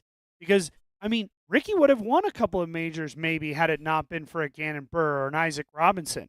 So it's really cool to see how important the competitors are to each other, right? I mean, yeah, all of Gannon's successes are amazing, but without the guys he's going up against, it's kind of nothing. So, and Gannon recognizes that, and I think it's pretty cool to watch. I want to follow up on that just real quick, especially considering the hangout of the group this weekend. Hold on, Terry. I got 10 minutes left because I got my Val's giving me the. All right, yeah, good call. So, she's got the wrap it up sign. sign. We got 10 minminutes. 10 minutes. We got it. We're good. Yeah, it's not enough time for a stout. We'll save those for later this weekend. So the question is, we were just talking essentially rivalry of a sort, or somebody pushing other people. Yeah. This off season, if it's anything like last season anyway, I may go film an event in Arizona, and in Arizona where Ricky lives now, in a very sizable house, he'll have over Aaron Gossage, Ezra Aderhold, AB for sure. Coming into town might be an Isaac or an Alden and a Gavin and a Gannon. They'll stay at his house. Where's this fine line of rivalries, but yet still disc golf friendships and camaraderie, right? Because you're talking about Gannon, AB, and Ricky all on any given Saturday night could be hanging out at Rick's house. And then they're three of the top players on the planet that are supposed to be battling it out, and almost even, maybe even they're supposed to dislike each other. I don't know. But they're supposed to be rivals. How do you feel about that? Well, I mean, if I use myself as an example, I traveled with Avery Jenkins and Dave Feldberg. Two guys that on any given weekend would steal a win away from me, or vice versa. I mean, I would steal a win away from them. I mean, it's happened with Dave before. It happened with Avery before, in all scenarios. Yeah. But at the end of the day, we were still friends. I mean, it can get lonely out there on tour. It's such a long season. There's so much time spent alone in the practice field and practice green and practice rounds. And what I love about kind of what the Gannon Buhr crew is doing, the Aldens, the Babcocks, the Robinsons, they're out there actively having fun with each other. They're actively pushing each other forward. They're making fun videos. They're posting it. They're, a part of the social media world in that sense. And it's like, they're just making every day fun. And I think that's so important. And Ricky's having everybody over because Ricky generally is a good dude. He's a really good guy. He'll play ping pong with you till 5 o'clock in the morning if you want, and just laugh about it, and then go out the next day and be cutthroat on the course, because that's the job. you got to separate those two. And I think generally people that are playing disc golf professionally are all kind of similar in a way. And I think it's you kind of have to, I guess, compartmentalize those things. So I think it's cool that Ricky's supporting those people even when he maybe is not even playing the tournament. He's just hanging out. But it's always good to help mentor and help people along that you can help. All right. Well, we'll start to wrap it up. One of my final questions then would be on your bag this weekend. You talked about the caddy, that Wes did a great job. Some people may or may not have even wondered who was on your bag this weekend. I know who that is, but for the world, talk about that relationship and who was on the bag this weekend for you. Yeah, so Wes Finley is the drummer from the band Revolution, and I've been a fan of Revolution for a long time. And Wes and I kind of just met out of happenstance here in Bend. He was playing a show. The band was here in the winter, and another disc golf friend said, "Hey, the keyboard. I know the keyboard guy. His name's Rory, the guy who plays keys. And you want some tickets for tonight's show?" I'm like, "Yes, I love those guys. I've been listening to their music for years." And Wes and I met that night, and we were just immediately buddies. It was like he loved disc golf. I loved his music. We both loved craft beer. And so ever since then, man, we've always been friends. I mean, he's always so busy. I'm always so busy. And so a couple of months ago, I said, "Hey, man, I think I'm coming back to play." Well, this was like at the beginning of the year. I said, "I think I'm going to come back and play the USDGC." And without even asking, he just said, "Can I caddy for you?" I said, "Yeah. That'd be awesome." So he flew out. It was perfect. He had an open weekend. He wasn't playing any shows this last weekend, so he came out and he was an awesome caddy, man. It's always good as a caddy to have a good friend that we could just chat about anything. But yeah, it was cool, and I'm super thankful for it. Awesome. All right. Well, as always, we're gonna ask if there's any parting shots, any final things you want to say to the world. Who knows? I mean, we're going to hear you this weekend, and we're going to be in the booth calling the shots in 36 hours or something like that, or whatever it's going to be for the Tour Championship. But on a personal level, as Nate Doss, the competitor, the caching pro at the USDGC, anything you want to say to everybody out there before we let you go? Well, first and foremost, I want to thank you guys for having me tonight. It's been a blast. I always love getting together with you guys. But no, man, I just want to say thank you to all the fans, all the spectators, all the volunteers. Everybody was so friendly, and again, because I'm not on social media, I kind of live in my own little world. It was just nice to be out and to say hi to people and get to know people, sign some autographs. So that was really cool. I got to thank my 3 sponsors. I did have 3 sponsors this year. Discraft, of course, Grip Equipment Bags, and Ideo Shoes. And actually, the shoes were fantastic. Sexton's been wearing them for a couple years now. I got a pair of Sextons a while back. I reached out to Ideo. They sent me some shoes. So big ups to those guys. It's really cool to see a company like making footwear specifically for disc golfers. So big thanks to them. But no, I can't say it enough. I'm so thankful. I'm so lucky, and it was a real honor to compete with all the guys this weekend in front of all the great fans. It was awesome, and to see even the company that you were with just even a few strokes of Andrew Presnell, who won earlier, major. I just think of like Matty O. At one point, you were beating him, and Yeah. I made a comment on one of the chat boards. I said, "Still beating him since 2005." Like, And we played the first round together, man. I know. Yeah. It's kind of cool. Yeah. And then, old school. I mean, Grady Shue, who got into the tournament with a hot 11 under Yes.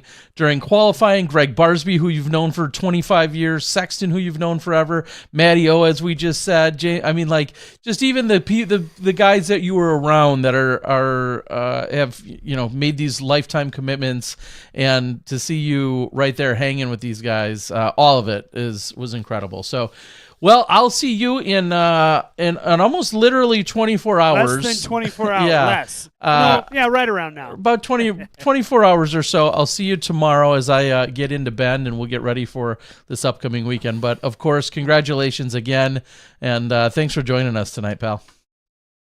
Hey, thank you guys for the opportunity, and tell Gannon Buhr I say congrats. I haven't seen him since he won, so we'll look forward to next weekend though for sure. Thanks. All right, buddy. Fantastic. Sounds good. Have a good night. Thanks, Nate. See you, buddy. Good night. Yep. Later, guys. Yep. Nate Doss. USDGC Caching Pro, Nate Doss. Averaged just right around 1023 or something, 1025, somewhere around there. I didn't actually do all the math, but it looked about that. Yeah, I don't trust any of those, but yeah. Okay. Me either at some point. But as we said, I mean, we can't reiterate it enough. What a great story. What a great, it proves to us, maybe it proves to the world a little bit, maybe it proves it to him, that had he not gone into, we'll call early retirement for Bevel, he had more wins in him. I truly believe that. I think he had more wins in him For sure. for like the last 7 years.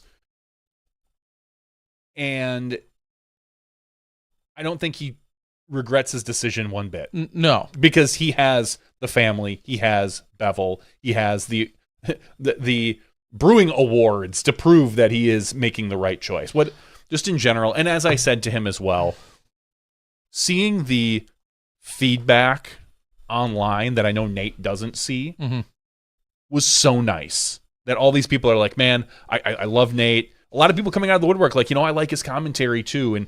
And they're as we have always said, commentators, love them, hate them. It doesn't matter because everybody has an opinion on someone who is talking.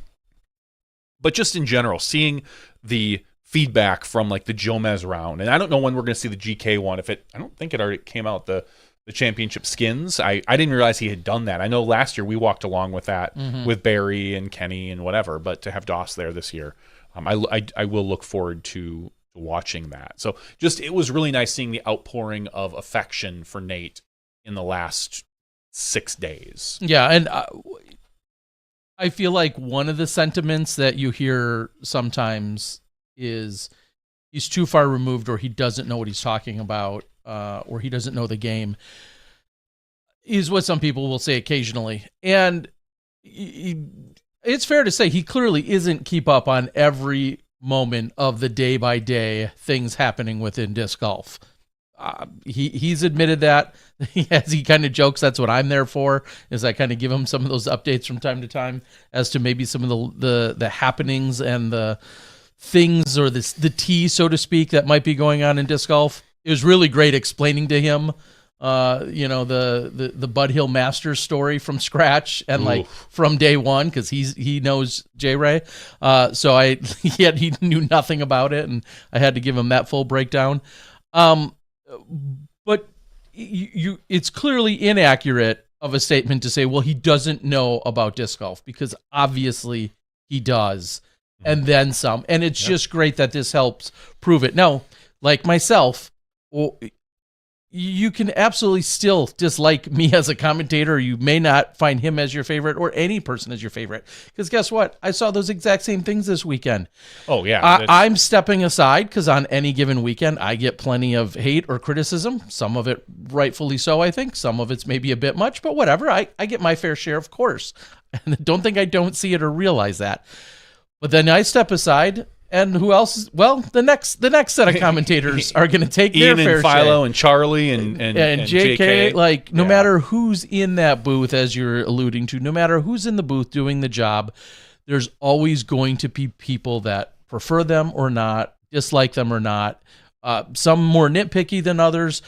At the end of the day, it's just personal preference. When I see, the post, and somebody says one thing, and then the next post is literally 180 degrees the opposite statement coming from the next person. I'm like, well, I don't know how you're supposed to solve that. No, you don't. It just doesn't happen. So let's go over a few of the results here. We'll start with USDGC, and then we'll move over to Throw Pink. As we said, winning this weekend is Gannon Buhr, shooting 34 under par, taking home $30,000, putting him on pace to possibly break $200,000 if he can take home the Tour Championship as well.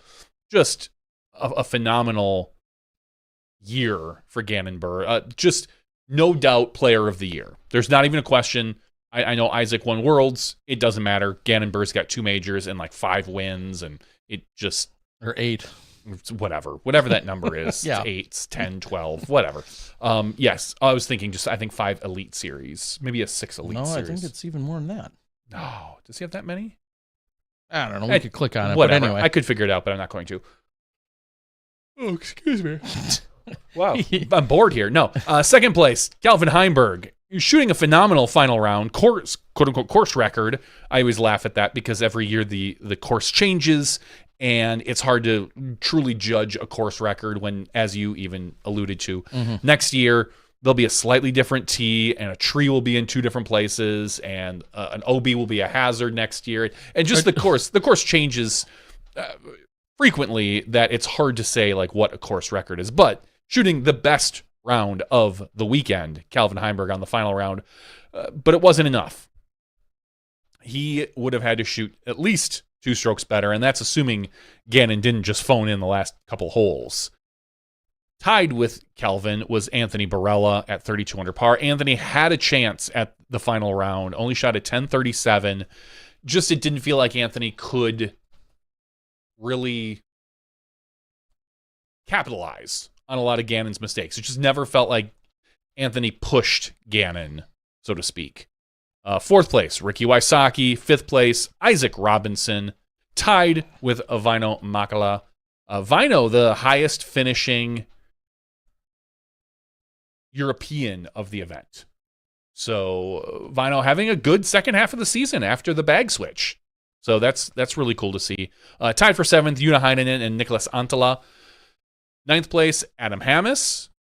And a tie for 10th place between Paul McBeth and Drew Gibson. Drew, who got in on the qualifier. Paul McBeth, the big story there. I think one of the top, I would say, 3 or 4 storylines of this event is really that Paul McBeth, kind of after the first round, kind of put himself in contention, but then couldn't get there overall. And this ends Paul's consecutive year win streak. He did not win a major or an Elite Series. Yeah, after 13 seasons of that. Yeah, and Ricky's still going. Yes. What's Ricky at? 12? No, Ricky. I think Ricky's at the same amount. Ricky's at the same amount, but 13. he's already quote unquote He checked won. the box for this year. Yeah, he checked the box for this. So year, he will move on to next year's with that streak. So yeah. Yeah, it's certainly impressive, and you could go through it. There's a storyline with every single one of those Correct. players in the top 10, and even lower. You could every single player here. You could talk about a storyline. Yeah, and look at Bradley Williams, who was runner-up last year, which I think was quickly forgotten.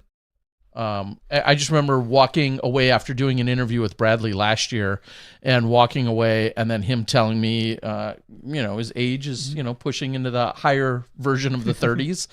And just thinking how impressive it was the weekend that he had, and then to see him come out, and obviously we talked about it last week, him going through some personal stuff with him and his significant other, and showing up and having another solid week. And yeah, it was really his first round. I think he even said something on social media that he just played too aggressive in the wind on the first round, that it bit him, and he only shot a 10-15, but then he went 10-50, 10-70, 10-50.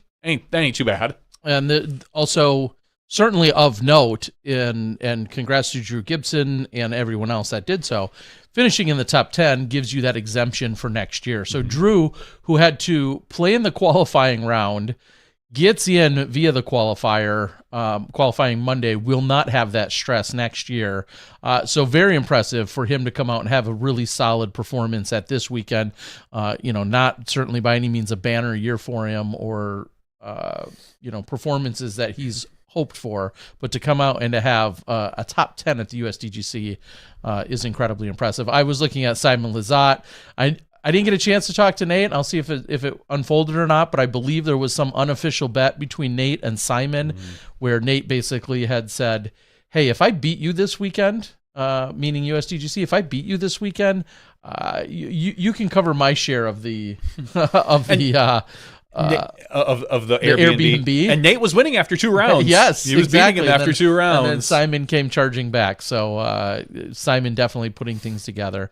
Anyway, congrats to all of them. Just overall, what an incredible weekend of golf. And I think it's going to continue to be talked about, as this is one of clearly our premier event. Many would say it's the second most prestigious event in the world. Yeah. Because you obviously want to win the world championship.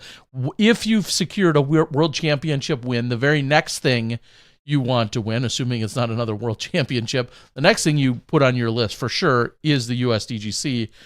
And you compare the USDGC major to the other majors that we've seen, this having more longevity than all the others that aren't the worlds. And yet we see a very different course style, and you see these different attributes and components to the course.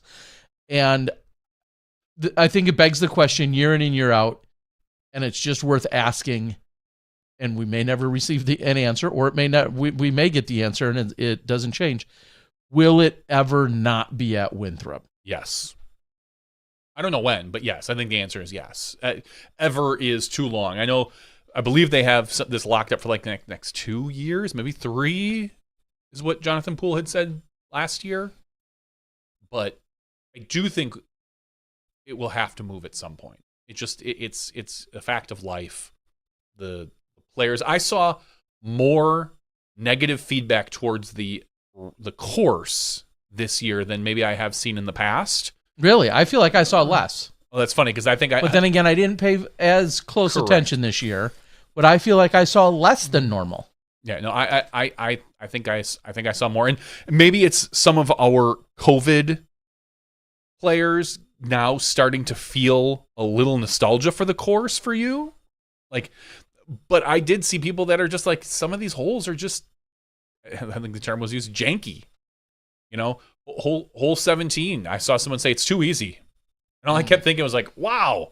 Like ask some of our players how easy it is. Nobody would say it's too easy. And it's did it feel easy to Gannon today because he had a few stroke lead? He could easily bail out, maybe, but we're a different player in this day and age. Where when that hole was created, not a lot of players had a chip forehand.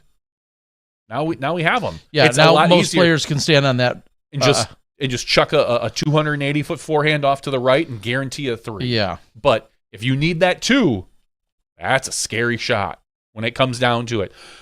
And I will put myself in this boat. I still think hole 12 is a horrible hole. It's just bad. Stroke and distance, just no thanks. I watched Kelvin, who was right in front of the drop zone, come up short, and then back up 3 to 4 feet to get better footing to try the same shot again, which he went OB again. I think that was the second round. I think it was the second round where he took like an 8 or something on that hole. Sure. But I just think it's bad. And I've said it for the last 10 years on this podcast. USDGC is a phenomenal event. I don't ever want to see it go away. Ever.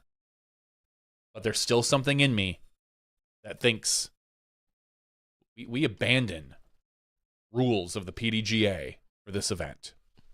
And like it just, to me, there's something that feels, I don't say morally wrong. It just feels in my gut wrong that these aren't rated, that we just quote unquote go by these non-standard rules for this event. And you'll probably hear me say it as long as we have a podcast every October, as long as we're here at Winthrop. I will not say, like, I was there last year. It is a premier event. 100%. It is phenomenal. The atmosphere is great. The event is great. It always seems to deliver excitement. That doesn't necessarily mean it needs to be a major. That's just my take.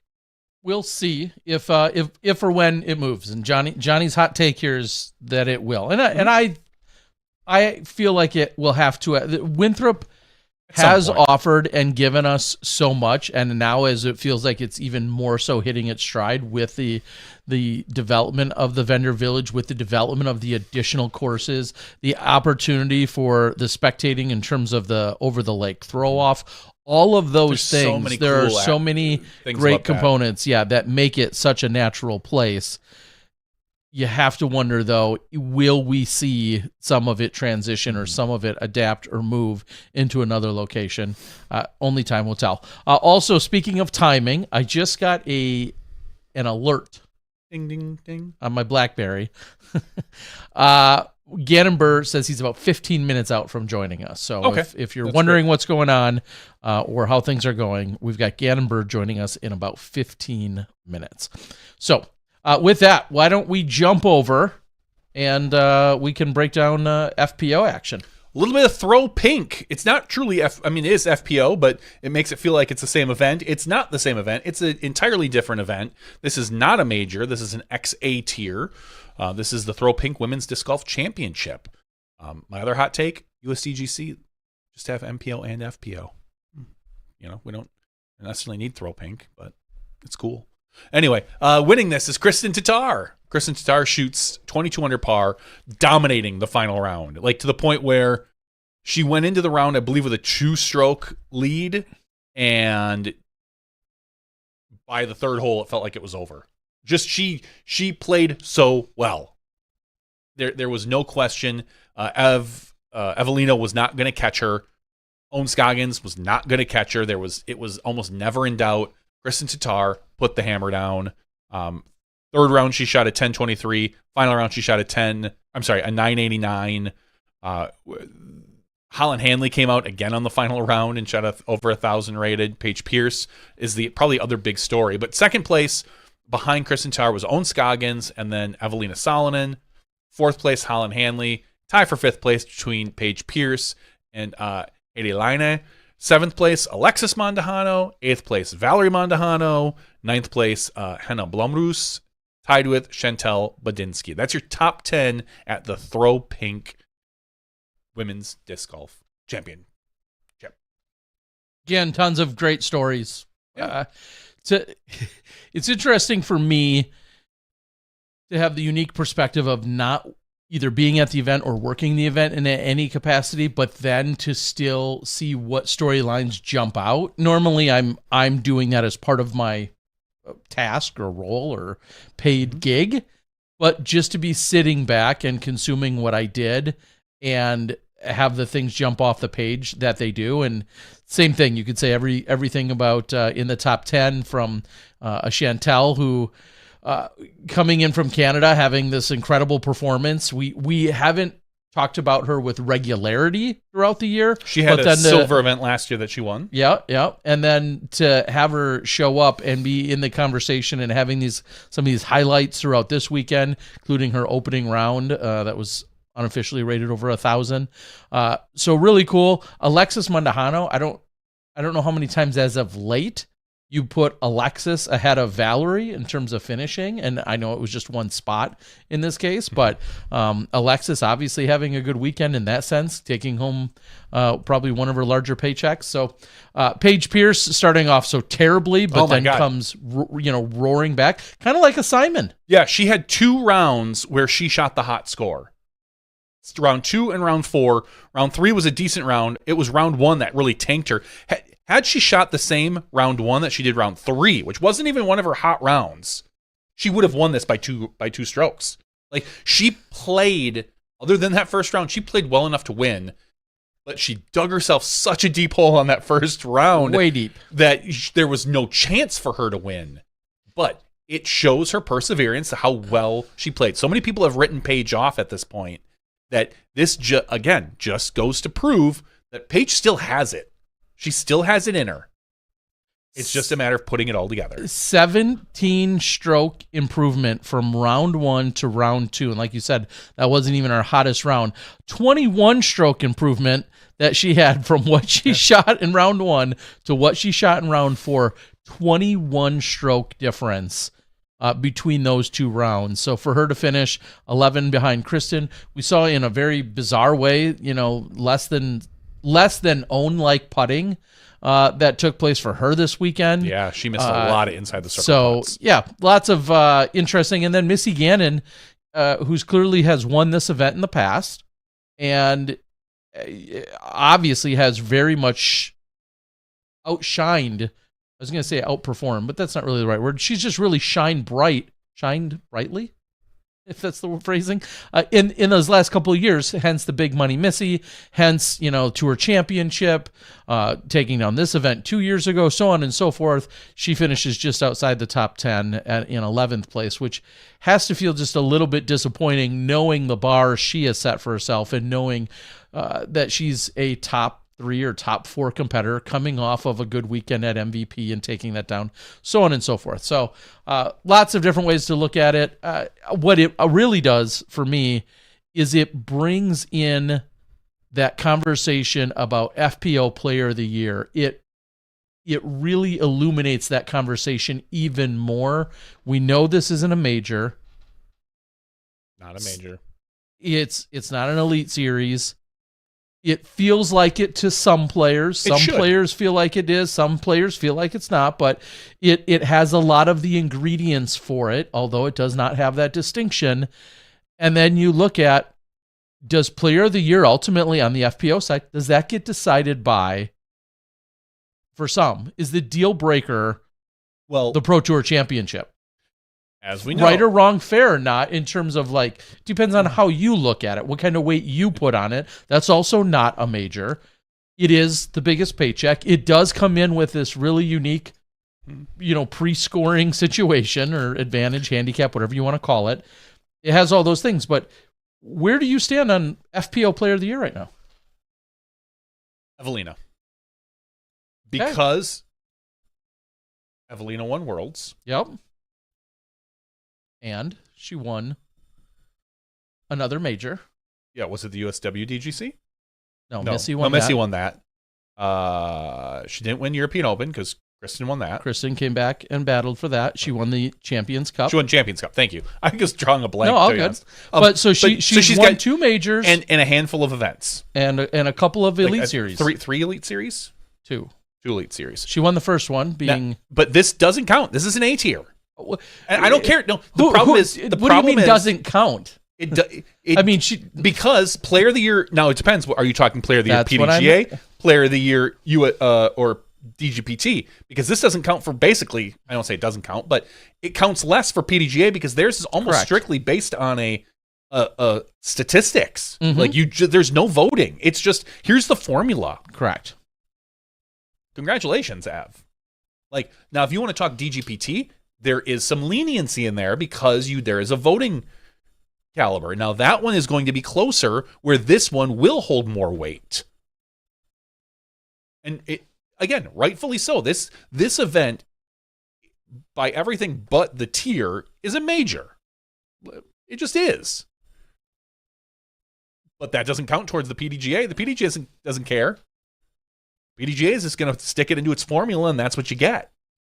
You get what you get, and that's what you get. Yeah. You don't throw a fit. Don't throw a fit. I mean, we even heard Missy at one point saying she may look at some stuff. This was, I believe, during MVP. She may look at some stuff and maybe play an extra event or 2 come the end of the year. Yeah. Talking about A tiers, talking about, gobbling up a few more of those points. Now, this is clearly all part of that PDGA scenario where you're talking about those points. There is more latitude, so to speak. Hey, that was a good one. More latitude here and judgment that can be brought in when it comes to talking about a pro tour. That something of which I have a vote in, for instance. And man, there's some great cases out there. You think about Holland Hanley and the string and the events that she put together and also notching some of her big victories. You think about Evelina with her Elite Series victories, along with 2 majors, one of which being the most coveted one, the World Championship. And then you turn around and you look at a Kristen who won her major being the European Open, overtaking Evelina in the final round, but not scooping up any other major. Yeah, and we're looking at the PDG right now. I'm looking at the PDGA Player of the Year, and Kristen Tatar is more or less a lock for it for the PDGA Player of the Year.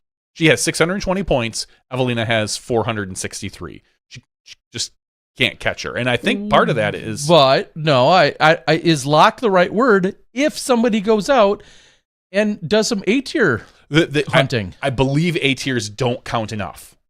I don't think they count enough.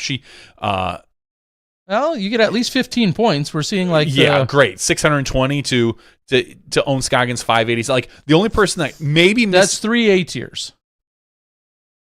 I don't even know if they will count 3. I think you can only rack up so many of them. You don't get to count unlimited A tiers anymore. I will have to look at what the formula is because otherwise we sound stupid. Well, it's right there. Yeah, I was going to say we could player and rookie of the year, player of the year. So, yeah. I think you can only count. Well, you only get 3 spots for A tiers. Anyway, there's a whole formula in here somewhere. But yes, I think Kristen Tatar has it locked. Now, if you want to talk DGPT, I think Kristen's going to win it there too. But wait, I thought you just said Evelina. You had a few minutes. Rewind the tape. I'm saying if I did, I think I meant to say Kristen Tatar because. Okay, but I mean, Evelina has 2 majors, but Kristen has way more DGPT wins. So for DGPT, I keep wanting to say Evelina. Kristen should probably have this a lock. I honestly thought it was closer for PDGA with Evelina's 2 majors, but it's not because Kristen Tatar has all of the DGPT events. That is where I was confused. And not that this clearly it's not her fault. She was physically injured. But which is interesting because you look at as we're looking and now see they don't have this it doesn't matter for the FPO. Kristen has literally half the amount of events played and listed as owned. Kristen has 17 events to owns 34. Oh, and the other thing, okay, so Evelina won Copenhagen, which might count less because it's an elite series. All right, it's still considered an elite series. Yeah, so it's an elite series. She won. Yeah. She won the Chess Invitational. Yep. Chess.com. She won Copenhagen. Those are her 2 elite series wins, and now plus then she has 2 majors. Yep. So if you think, I mean, again, if this were voting, 2 majors and 2 elite series versus 1 major and 5 elite series events. 5 or 6 or something like that. Whatever Tatar has. I don't know. I mean, it feels like Tatar's. That's why I ask. Let's just say Evelina wins the Tour Championship, which is considered an elite series event. Let's just say she wins that. Does that sway it anymore? Wins the largest paycheck of the year, comes in at a disadvantage. She's going to come in a few strokes behind. So these are all kind of subjective things that you're putting in there when you're placing a vote, for instance. Yeah, for the vote. When we're talking about the voting procedure on the Pro Tour. For the PDGA, it's not going to matter. Does that sway you more in favor of Evelina? It would. Sure. It would. It has to sway you more. I mean, I don't know if it sways me enough to pass up Kristen, but you definitely has to move her. I mean, it just, I just don't think. I mean, now I'm talking about PDGA at this point. I don't think anyone can catch Kristen Tatar. Like let's just assume she's going to take a top 3 at. Well, it won't even. Will it even count? It's considered listed. It's listed as an elite series event. Huh. So I would guess that it's counted as an elite series event for points, which is almost interesting because it's handicapped. I understand that. So and maybe they won't. Maybe they won't include it, but it is. I think it'll be listed as like a PDGA sanctioned event, obviously. But is it carry the same weight? I guess that's a really intricate. Yeah. Because right now on the PDGA site, it's the tier is elite series. Yeah, so to me, that would mean you would get elite series points for it from the PDGA. And again, if you're talking DGPT, if Evelina wins, that becomes much closer because they only count like 3 of the majors versus 4 because I don't think they include USDGC as part of their. Well, I mean, there's voting. Yeah, and there's voting. So there's voting. I don't know. I mean, I think Kristen Tatar probably has it locked. I think she's more than less the favorite. I would love to see. I would love to see Ev make a run at it, but I don't know. I mean, I think Ev has to win the Pro Tour Championship, and Kristen Tatar has to take like 4th or worse, maybe 3rd or worse. there's a lot of different ways to look at that. We'll know more in a week. So, but it's just those two. Like Missy doesn't have a chance. Missy with a major. Missy picking up Elite Series wins. 3 of them. 3 of them, which is more than Evelina. Mm-hmm. But only one major. Yeah. And to me, a major is worth like 3 Elite Series events. Okay. That's my own personal just making weight. up numbers, yeah. That's my own personal weight. It's completely personal. I know. I'm good with that. Yeah. I don't care what they are. So I mean, Scoggins has a major. Yeah. It's a master's major, but no, but you don't. That's not counted for FPO. Owen's just so consistent, like just tons of seconds and thirds. Yeah. Well, it's a good debate to have, and I bring it up because I do think about how this weekend weighs in. We're talking about money earnings. We're talking about, it was just announced yesterday that first place is going to be 35,000 again, or 30,000. It's actually down. I posted it. I know it's actually down 5,000. Last year was 35. Okay. No, it's 35 or 35. I'm sorry. So last year was 40 because it went down. Yes. Money. There's 22,000 less total in the purse. Yes. And I think that shows the pullback of disc golf versus the last few years. Yeah, and quite shocking to us as well. So it's good fodder. It's a good conversation. We'll see how that all factors in. There's like we said, from a PDGA perspective, there's a very strict and specific formula. From a DGPT perspective and a fan base and media perspective, there's a different route which voting will take place, and we'll have some decisions to make. However, on the MPO side, some super tall silly goose is locking up all the records left and right, and now he's joining us on the show. And of course, that's Gannon Buhr, 2-time USDGC champion. And Gannon, I don't have time to read all your accolades today. Can you even keep it straight? Like, do you remember vividly everything that you've won this year? Oh yeah, for sure. How many wins? You think of a Steve Rico, a Steve Brinster, and a Schwebby. You think of all these people with, triple-digit wins. How long before you think you'll be like, did I win that one in 2024? Like, how long do you think it's going to take before you forget what you've won and what you didn't? I mean, it's going to take a lot of years. I mean, I'd say if I did that, I feel like I'd be pretty good about remembering what I won.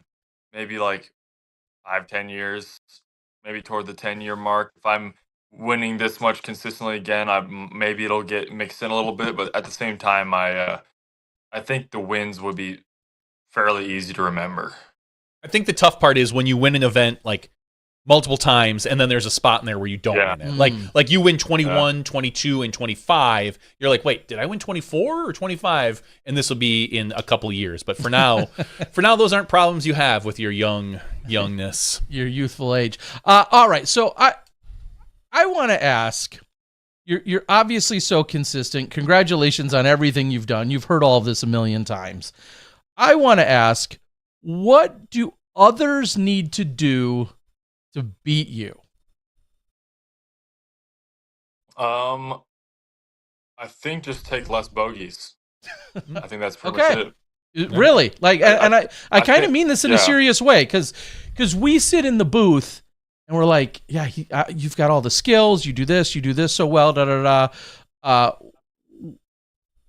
What do people need to do to get past that? And you think take less bogeys? Yeah, that's.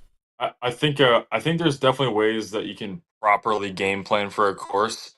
I think a lot of people are kind of stuck in their ways when it comes to shot choices, disc selection, playing percentages. They kind of stick to their strengths rather than do what the course asks for and try to kind of fix their game around that. I think a lot of people, and you can kind of see them whittling out a little bit on the Pro Tour, unfortunately, where in years past you were able to get away with that, but these days, to be on the Pro Tour, you actually have to be a very good player. And there's no just saying, hey, I'm going to tour now and see how it goes. You got to work for it. You got to get pro tour points, a silver card at least, to try to tour these days. So I think there's a lot of examples of players that haven't changed. And you can kind of see no matter how much they practice, they're not going to get any better. So I think there's definitely a proper way to go about practicing. And I think I've done the correct, because winning is always my goal. Being the best in the world has always been my goal. And, now that I am, on top this season, I would like to continue that. And so I think if I keep going about it the correct way, I should be able to. No one takes my advice. But maybe it won't work for them. So it kind of just depends. I think you have to evolve with the tour, with the courses, and with that is going to be having to step out of your comfort zone to execute certain shots that the hole calls for. So then that asks the next question: where do you get better? You have 10 wins this year. Like, where in your game are you lacking? Because when we watch you, it's kind of like what I heard about Isaac. I saw a lot of people this weekend be like, this is boring. I'm watching this guy just play perfect golf. Hello. Yeah. Hello. Hello. Okay. Am I back? Oh, yeah, you're back. Happened. Sorry about that.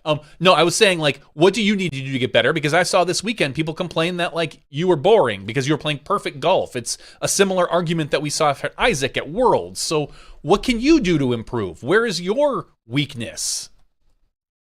Yeah. I think I definitely struggle a little bit with touch, maybe some forehand angles with some straighter discs. I don't throw a ton of like I could be throwing my PD on forehand lines as well, but I mostly just throw it backhand.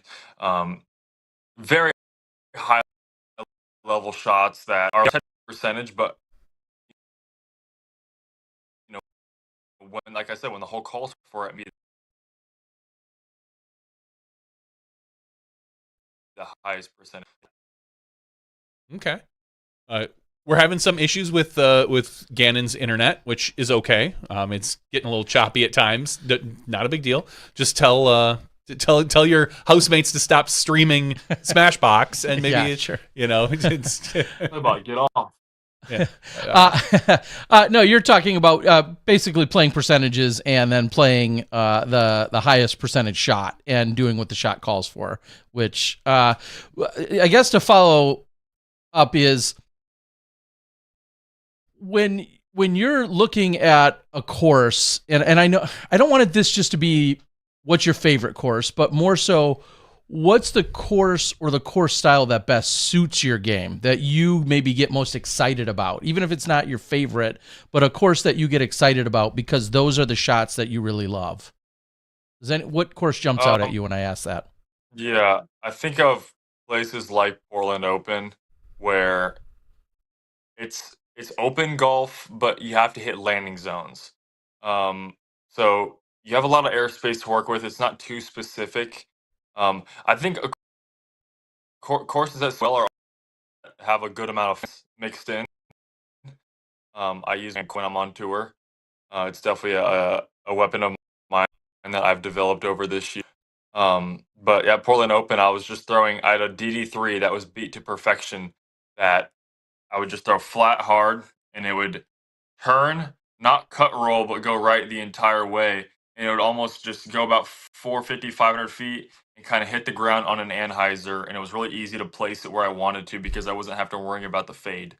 And along with throwing overstable driver flexes, that's a big part of my game. I think I play better on courses that have more par fours.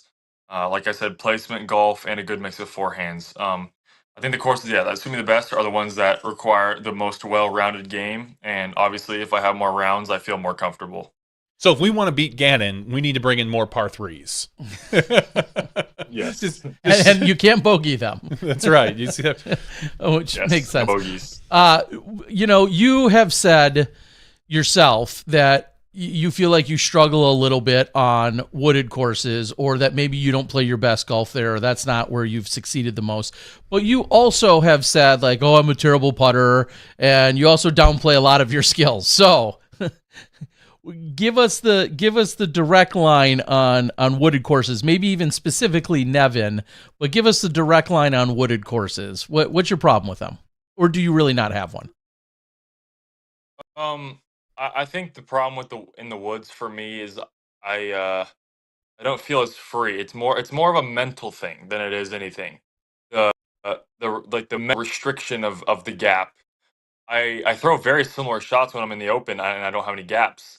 But even adding stuff like Mandos, like hole one at USDGC, I don't think I would ever have trouble with if there was no Mandos. But those Mandos are there.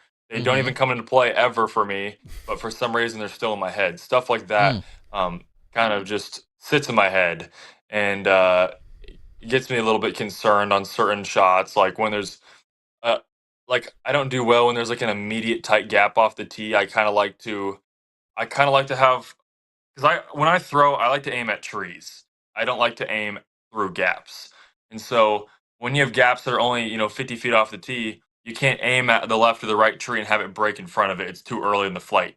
When you have gaps and holes that the trees are further down the fairway, or it's a wide bending fairway, you can like the monster course in Tampere, Finland had a lot of that where it's pretty wide fairways, but they're bending like the entire way. I mean, I remember throwing a PD about 500 feet in the woods, just ripping it at the back wood line, knowing it's going to turn us in front of the woods and carry the whole way. Felt really comfortable, and when I'm confident, I feel like I almost can't mess up. Speaking of messing up, and this is not meant to take us to a negative place, but it will. You're going to come into this really unique format, 10 under par. And obviously you've got a few players, you got 9 under, 8 under, so on and so forth. So a whole year's worth of very consistent play, dominant play, and you're rewarded with being 10 under on the tee of hole 1. Of course you're going to be mad if you struggle, but let's just say you double bogey the first hole. Like, do you at all feel like, damn, there goes like 2 big strokes that I was given already this year after so much consistent play? Like, how do you feel about having this big 10-stroke advantage when you get started? Yeah, it's definitely I think the biggest thing that gets to me is expectations of what people have for me when it comes to like, oh, Gannon's up going into the final round. He's just gonna win. He's gonna blow it out. Stuff like that like stresses me out. Or what stresses me out more is kind of going into a big event and people are like, "Oh, it's Worlds. Gannon's had a good year. Like he's gonna win." And if I get behind, sometimes it stresses me out. I've done better in the recent past with that. Obviously, I've only lost one tournament since I played Worlds, and so my game's just been in a good spot. I've mentally been in a really good spot. But yeah, stuff like that kind of stresses me out. When I come to a course like this that isn't necessarily suited for my game the best, people are expecting me to win. It's tough. So I personally don't expect to win this event myself. Obviously, I will be disappointed if I don't win, but I try to win every event, no matter what. Even if the course doesn't fit my, I try my best but this tournament specifically, because I legit do have an advantage to start the tournament. It is a little more stressful. But I'm gonna kind of relaxed. It's the final tournament before the end of the season. It's a very important one because I can break a couple records, possibly get in the history books for one of the best seasons to ever happen, and kind of close out this dominant season on a good note. That'd be very important for me. So I'm still gonna take it just as seriously as every other event, and I think it'd be kind of cool to play good at a very tight wooded course like Nevin. I have woods before. I won Idlewild. I've won Green Mountain Championships this year. Played pretty solid at Brewster. And obviously, I'm not going to get 8 wins on tour unless I'm playing good in all courses. So, I've had pretty solid golf the entire year, and if I could win this one, it would definitely cap the season. Yeah, I mean it's there's the saying or the cliche of like, this is your event to lose. Usually you say that at a certain point, through a tournament. I feel like coming in, with that, being 10 under, being the season that you've had. Clearly, it feels like that. Is there anything?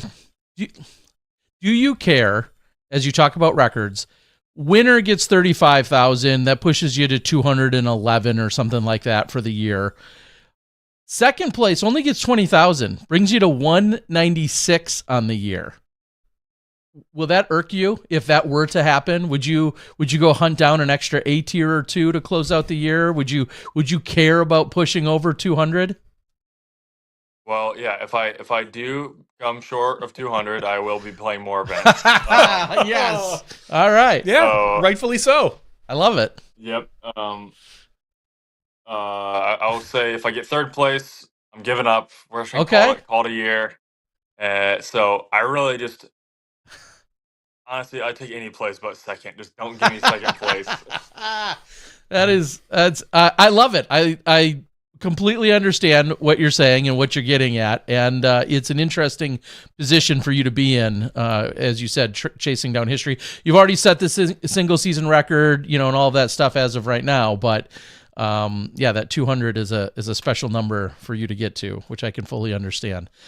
For sure. We'll let you go because I know we're going to let you go really soon here. I know you've got probably a million things you guys are doing, and I know you've been with a lot of different podcasts and such. But Nate Doss was on just before you. Nate says congrats. He said he didn't get to see you, but of course he spoke highly of you, as he does on and off camera all the time. Just real quick, reflect or give some insight what you think about a Nate Doss coming out and cashing this weekend, making the cut obviously, and then cashing. Have you put any thought into that? Oh yeah, Nate. I love Nate. I love his game. He's an amazing player. I've always enjoyed watching his game. I like his backhand. It's just like so smooth, and I remember him busting out a couple forehands and some coverage when I watched when I was younger. I got to see a good amount of Nate Doss when I was coming up in the game, because around 2015, and then obviously he won the Green Mountain Championship in 2017, and then he kind of, I guess, retired at that point basically. But he was always like, obviously, he wasn't my favorite player, but he was definitely up there with players that I really enjoyed watching. I didn't know too much of his backstory back then. Obviously, I was just pretty early into the game. But yeah, I've always enjoyed watching Nate's game, and I enjoy his commentary. I like that he's very involved in the sport still. It's great to see. And then him coming out and cashing. My dream is that I definitely want to play around with him in a tournament. That'd be awesome. But I also I'd like to see him do a little stretch of tour, maybe 5-6 weeks, and just see how he does, because I think he'd have no problem getting top 20 at a good amount of events, maybe even top 10. I know he had like 2 or 3 bad stretches at USDGC, bad hole stretches of like going 3 or 4 or 5 over through a set of like 6-7 holes, and he still got that like top 30. He might have got top 30. I forget what place 37th, exactly, I think. but yeah. So I think if you eliminate those strokes real quick, it adds up to like he can get top 20. So, Nate, if you're watching, please just commit to like a month of tour, please. I don't per the conversation we had with him. I think that specifically, there's almost 0% chance of that of a 4 or 5 week stretch. But we might see him pop up, and maybe he'll take a few events, into consideration for next year. He turns Masters age along with Nate Sexton next year, and I want to see him. I want to see a bunch of them go compete for a Masters World title. Yeah. Personally, that'd be crazy. Yeah. So, in a couple of years. Sorry, you locked up for a second there. So do you see yourself playing Open at age 39? Honestly, looking at Nate, like just the courses are different. They're much longer these days. There's much more toll on your body. You need to make sure to, take even better care of yourself than some of these other guys had, back then, when the courses were much shorter.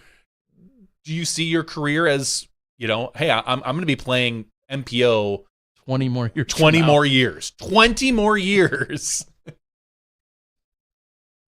I mean, I'd love to play for 20 more years. That'd be awesome. I think I'm gonna still be very active, and do start to get older, and I start playing worse. I see people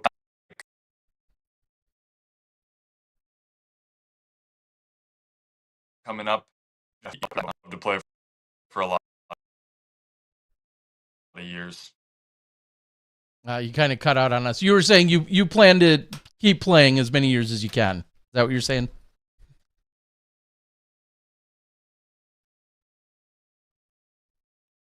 Yep, that's what he's saying. All right. Yeah. You there? Sorry. Sorry about my internet. No. You're good. I can only assume you've used up all your data with all the media obligations you've had. So we're gonna cut you loose. I know it's already getting late there on the East Coast. If you want to wrap it up and just say any shout outs or thanks or sponsors or any recognition you'd like to throw out there, go ahead, and then we can cut you loose. We'll talk to you next week as well after the 200,000. Yeah.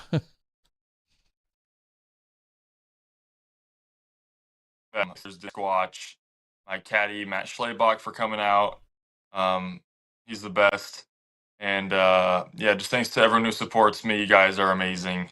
And I love disc golf, and I'll be doing it for a long time. Yeah, and happy birthday. I think Matt just had a birthday over the weekend. He did. Yeah, so happy birthday to him as well. Gannon, congratulations. I tweeted it earlier. You obviously, among all the other records, join a very, very small list of guys, of icons in our game that are multiple-time winners at the USDGC, which that in itself is incredible. So Nice. we wish you the best of luck this weekend. We'll be talking about you and watching as it all unfolds out there at Nevin. And thanks for joining us tonight. We appreciate you, buddy.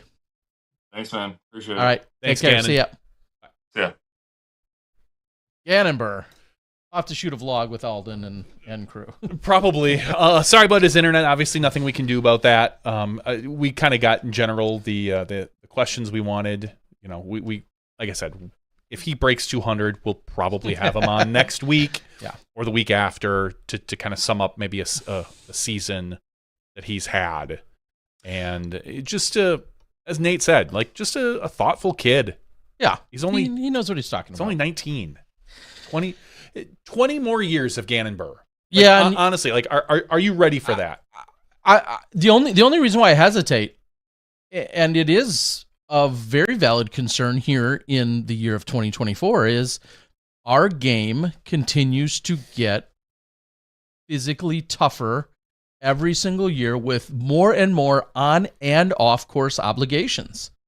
And it's going to be all about, at a certain point, recognizing when he needs to seriously pace himself. He is at that age where everything he's doing right now, it probably none of it matters. He can go out, and if he wants to play 300 rounds of golf this year, he physically can do so, and he'll be just fine. And he can do that for a couple of years, but then he's going to have to start really taking, to borrow Seth Muncy from Disc Golf Strong, to borrow his phrasing, he's going to have to start taking his pitch count seriously. And that's going to be difficult for him. And it's going to be tough because when you're so enthusiastic, you love the game, you love throwing, you love being with your friends, you love getting better and doing those things.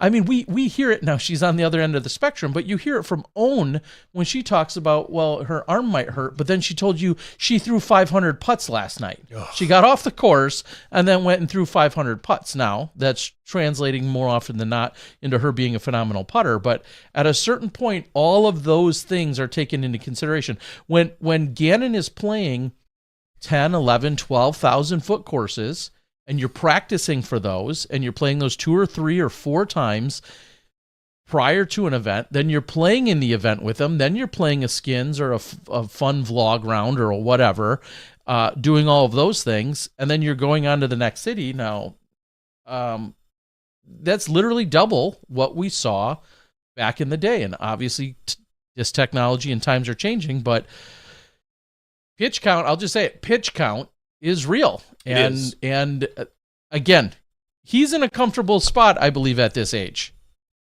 At some point, he's going to have to take it very seriously. And maybe that's not for 5, 8, 10 years. I don't know. But at some point, he's going to have to take it seriously.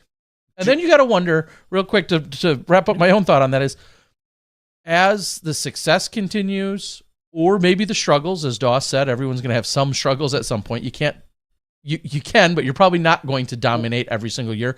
Will other things creep in as being just as interesting. Like the Lego World Championships? No, I don't know. the actual disc design, any other business component within disc golf. Will there be another avenue? I look to a Will Schusterich, who had some struggles physically, but then clearly was very excited about other components and about the business side of disc golf as well. And then you look at someone like a Kale Leviska, who clearly has been so good for so many years, but also loves the idea of course design, loves the idea of continuing to run tournaments and to have a pro shop and to have a business aspect. There's nothing wrong with having all this passion, being one of the best, and then easily transitioning into just off the line into a tangent of disc golf that keeps you just as excited. And you think of almost every world champion we know, almost every one of them also has found or has some kind of, I don't want to call it a side hustle, but a very obvious tangent. I think of a Eric McCabe with a dynamic disc all these years. You think of a Dave Feldberg and the NADGT and just that whole world that he's taken off after all of his on-course successes. And Avery Jenkins with his course design and his training series. There's like so many different ways you can continue to veer, or commentary and media, things of that nature. There's so many things. And if you remain dominant, maybe you're not even thinking about any of those things. But as soon as you're not, it's easy to also be intrigued by the other opportunities that are on the table now. And it's hard to fathom right now because of how dominant Gannon is. What does a down turn look like for him? Is that no majors in a year? 7 wins. Well, that's what I'm saying. Like, I know. Is that like he's setting a new high bar? Four Elite Series events and no majors? Like, is that a down season for him? Just think next year, no matter what, unless he catches lightning in a bottle again, no matter what, next year's going to be, it's going to be a high bar to maintain, just like Kristen last year. Yeah, you have the year that Kristen had last year, sweeping the majors, plus all of her other wins, almost everything that's not a win feels like a letdown to some of the fans. Mm-hmm. And next year, Gannon's going to have a whole nother set of pressures to contend with, because look at what he did this year and how, at some points with ease, what he did this year. Yeah, that's interesting. I feel like that's kind of like when you have a tournament at your home course, everyone's like, oh, home course advantage. More pressure. I feel like some people think, no, that's way more pressure. Like, because you do know the course inside and out, and you can come out and birdie 17 of those holes with your eyes closed, and now you're playing in a tournament and you're only 3 under through the first 15 holes, and you're thinking, WTF. Yeah. I mean, he only, putting that in quotes, won 2 majors this year. So again, to him, a down season is probably no majors, because if I were in his shoes, I would have to be thinking at this point, I'm 19, I have 3 majors. I know it's early, but I'm looking at that 19 number. I'm looking at that number Macbeth is fighting for. And like it or not, like he's the favorite to go there. Like he is the favorite to, if you want to put money on any player in the entire field right now that's going to come close to a Macbeth career, it's got to be Gannon. And I don't know if he can live up to that. I don't know if he can get it. He might only get 8 majors in his career. I don't know. What happens if he goes 2 years without a major? That seems absurd, doesn't it? But it's possible. I mean, you only get 4 shots a year. And yeah, I don't know. I mean, how much money would you be up if in the end of 2017, you had a bet in front of you that said Ricky Wysocki is not going to claim another major for at least 7 more years? Oh God! Like nobody would. Yeah, you'd have bet $1,000 against that. 100%, 100%. Like that had to be fucking 5,000 to 1 odds. Coming off of 2017, how young Rick was. His back-to-back worlds. You were like, yeah, dude's going to rack up a couple more majors, no sweat. He'll continue to exchange them maybe back and forth with Paul. Most frequently is what you would expect at that time for those that weren't around. That was definitely the storyline there. Yeah. It's anything can happen. But for now, you're riding one heck of a season. So impressive on so many levels. $176,000 that kid's won this year so far. Yeah. And Gannon's officially reached the status of, I don't even reach out to him after most weekends anymore, because if we had him, we'd literally have him every week. If we keep in tune with having the winners, 10 events, we'd have him what feels like every single weekend. So He'd glad be on twice a month. Yeah, he'd be a co-host. I'd have to get rid of you. Sure. He's at that status, which is where Kristen was last year, which is where we feel like a Holland or a Missy who have been on some streaks this year. It's like, if you win every weekend, we're not going to ask you back literally every weekend, but we'll probably be talking to you soon. And that's certainly where Gannon has been on our radar. Yeah, all right. I think we could probably wrap the regular show. I'm good with that. And then if we want, we can get into an after show and chit chat about some other things. But I'm good with wrapping up the show. By design, just so everyone knows, it was great to have Gannon on. Like we said, we talked to him plenty, and we'll probably continue to. He was gracious. Again, I know he's getting pulled in many different directions. We went back and forth about timing today, and I know he had some other stuff going on, including being on a podcast a few hours ago. So I do appreciate him being willing to jump in. It feels weird to have a guest for such a short time, but that was weird. That's not our style, but it was great to quickly catch up with him. So we'll have a giveaway in the after show, as we do. Pretty much every single week. We'll have a giveaway, and we'll talk about more things disc golf or non-disc golf related. There's other disc golf stuff that's still out in the air, but it all seems like after show fodder at this point. So for Nate Doss, you're off the couch cashing. Is he the off the couch champion? Can we give him that much? I mean, nobody's taken a more significant break than him. I was almost offended saying that, because I know Nate probably doesn't spend a lot of time on the couch in general. It's obviously just a phrase that we throw around here, but yeah, Nate's a very busy person. Exactly. So he does anything but lounge. I've been to their house, and it's crazy to see us get done. I'll come out from doing commentary with Val in the morning, and Nate will be out cutting the lawn. Nate will be out watering the plants. Nate will be out building a backyard shed, or just coming back from the brewery.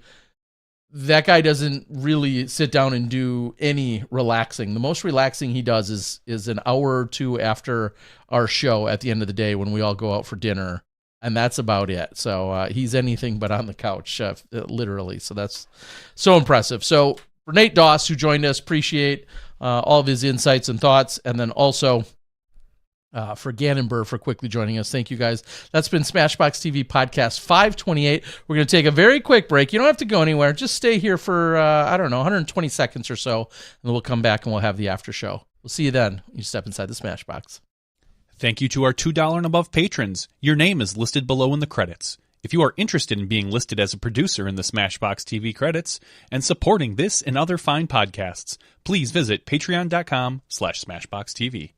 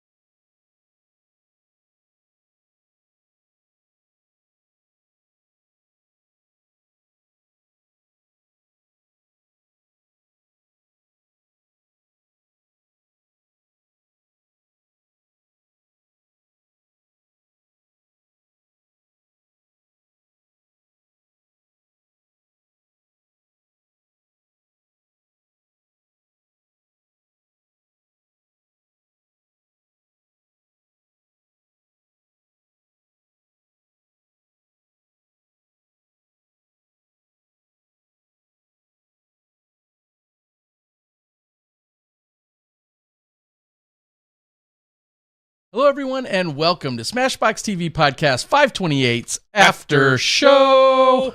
I didn't know what year it was. Because I looked, Just now? Yeah, because I looked over and I saw you drinking Snapple. I thought, is it 1994? I don't know. Or is it clearly Canadian? I'm There's nothing wrong with Snapple. I enjoy it. No, Well, I have enjoyed it. I haven't enjoyed it in 20 years, but I'm at a real problem/crossroad. And I will say, in a lot of ways. Yeah, life. Welcome to life. But liquid wise, here, this is what went through my head tonight. Okay. I'm on my way here, and of course, there's no secret. Water is the number one thing to consume. Lately, in the last couple of months, whenever I think of it, I'm at home. I've been dabbing in a little bit of ACV, apple cider vinegar. Sure. Which is not for most people. No, I keep thinking maybe I'll grow a... No. No, you really don't. Nope. It's just a matter of like, oh, okay, I'll stomach that. Nope. It at least Why gives bother? water some flavor, and it allegedly Helps is with, very good digestion. for you. Like, are good for you? I don't know. Allegedly, it is very good for you. Great. No. I saw that on Maury Povich. No, I'm just kidding. No, but it's apparently very good for you. And so when I'm at home and I think of it, I put in a splash of it. Again, at least it gives my water some flavor, because I hate straight up water, and I do everything I can to drink more of it. This is something I've laughed at you for as long as I've known you, at least 20 plus years, that knowing that you didn't like water, and all I keep thinking is like, it's water. I'm not alone. I'm not alone. No, though. you're not. My father-in-law, I bet you I can count the number of times on one hand I've seen him drink water. Yeah, I've been forcing myself more and more. It's good for you. But I know that. That's I have just a cup it. every night here. I should be drinking it every Along with my alcohol. single day, tons and tons of gallons and gallons, and I don't drink enough water. I try. My son drinks 3/4 of a gallon a day. That's like, he has this giant. and that's jug. why I'm not 6'6". Damn it. 6'7". 6'7". Okay. Like, he has this half-gallon jug that he fills up in the morning. Mm-hmm. He drinks it throughout the day, and then he goes to volleyball and he drinks like another half of one at volleyball practice. It's kind of ridiculous. Yeah. I think. Well, I don't drink. It's great for him, but I don't drink that much water. I applaud him. Well, a few months ago, I made another commitment. Just like some people are addicted to cigarettes. Well, I'm not, but I've been addicted to Mountain Dew or sodas off and on throughout the last 40 years. Yep. As of May, I've been soda free again. I'm like a relapser. I've been on and off this train, off and on for good for you. Probably 10 years of like consciously. But as of like May or June, I haven't had a single soda. Now, I understand everything that's in this Snapple is probably just as bad, maybe even worse, depending on the sugars and da-da-da. I get that. I also understand. That's all natural, so I believe it. My problem, though, that's the whole point of my conversation here, is my problem is finding what it is that I can drink that I actually enjoy the taste of that's not bad for you. And the answer is there's zero. There's nothing. I mean, you could take water and put those little packets in I've done that, right? and I continue to do that. That's fine. Like, that would be... But outside of those, which I don't love, there's nothing else that I love. There's those SodaStream machines. Have you ever tried that? Like the carbonated water? I've never done that personally. You've seen me in the last few weeks drinking the natural ice, which are like 5 calories, but you then drinking probably Natty Ice? Yeah, but then have probably some kind of dyes in there and the carbonation, so that's going to kill me. I'm not drinking any diet or regular sodas, of course. It just kind of goes back to this point over and over of no matter what I possibly consume that's not just straight up water, somebody's going to tell me how that's going to kill me, or the stuff that's in there is going to kill me. So pick your poison, literally, and I guess just live with it. Tonight, I'm standing in front of, again, I've been international, and then I stand in front of a Quick Trip that we have with a K, not with a Q, like you guys down in the middle of America. The Quick Trips, they have... Is there 200 different varieties of cold beverages to drink? Yeah. And almost zero of them fit the category of truly healthy Yeah, 0. So what? Now, outside of water. 2 of my favorite drinks that are not water: orange juice and V8 juice. Like not like the orange, not like the old school V8 juice. They've got the new acai V8 juice, and those are pretty good for you. Which I consume because I don't love a lot of veggies, so I do usually pound an 8-ouncer of those every day. Yeah, but I can't. I'm not coming here and sipping on an 8-ouncer of. Oh, you think it makes I've you already look had my silly? servings. like those are. In fact, like Gary used to hate it when we all hang out in the basement. I would take one of the large V8s, which is probably half a gallon of V8 juice. Okay. It's just a big container, and I would set it, and that's what I would drink during the broadcasts. I'd have it there, and he hated it because it's a lot of fruits and vegetables, and it just kind of the next day, the basement wasn't necessarily so fresh. Like it just because it runs through you, like it's good for you. It helps your digestive system. It just except for the sodium, which that's why I say no matter what you pick, somebody's gonna say, "Well, that's terrible for you." No, pick your poison. By the way, I hate the taste of V8 juice, but I will pound one every day. You're drinking like the old school? Yep. Oh, see, that's trash. That stuff's trash. I think it's good for you, but it tastes like trash. I agree, but I'll drink it anyway. It's like drinking tomatoes. Yeah. Like screw that. No, it's gross. Go get yourself it's one of the things that we order online. My wife orders like a container, like literally a box of these V8 drinks because we go through them so fast here. I put them in my smoothies in the morning, because that's usually what I'll have for breakfast, except this morning where I had Fruit Loops, which I haven't had Fruit Loops in like a couple of years. But my wife, for whatever reason, got a box of Fruit Loops, and my son doesn't want them, and so now I'm sitting there. I was like, well, I'll eat them, I guess. So, but normally it's almost always a smoothie in the morning. But it's and a lot of oranges. My wife hates it because I drink so much orange juice. She's like, why do we even have it? Like she's like, I don't get any. It's gone within a day or two. And I'm like, yeah, because I'm drinking it. Like that's what I should be drinking. She's like, or you could be drinking water. Except for most of the orange juices you buy are loaded with sugars. Sure. And then somebody's going to yell at you for that. Like that. And I'm not dismissing it. I enjoy orange juice and I enjoy apple juice. Mostly all sugars. Unless you go out and find some other ones that then often taste nasty. This is the problem. Bob Goike says you should try kombucha. I've tried it. I did. It's trash. It's disgusting. It's awful. I'm ready to try. Do you remember when kombucha was like a big sponsor and discount from players? The Oakleys convinced me. Yeah, they sent us some. And I went. We had Hum kombucha. Yep. And then I also, before that even arrived, I went and I picked some up. I'm like, all right, this is not only filtering into disc golf, but this is, clearly one of the current trends and fads going around right now.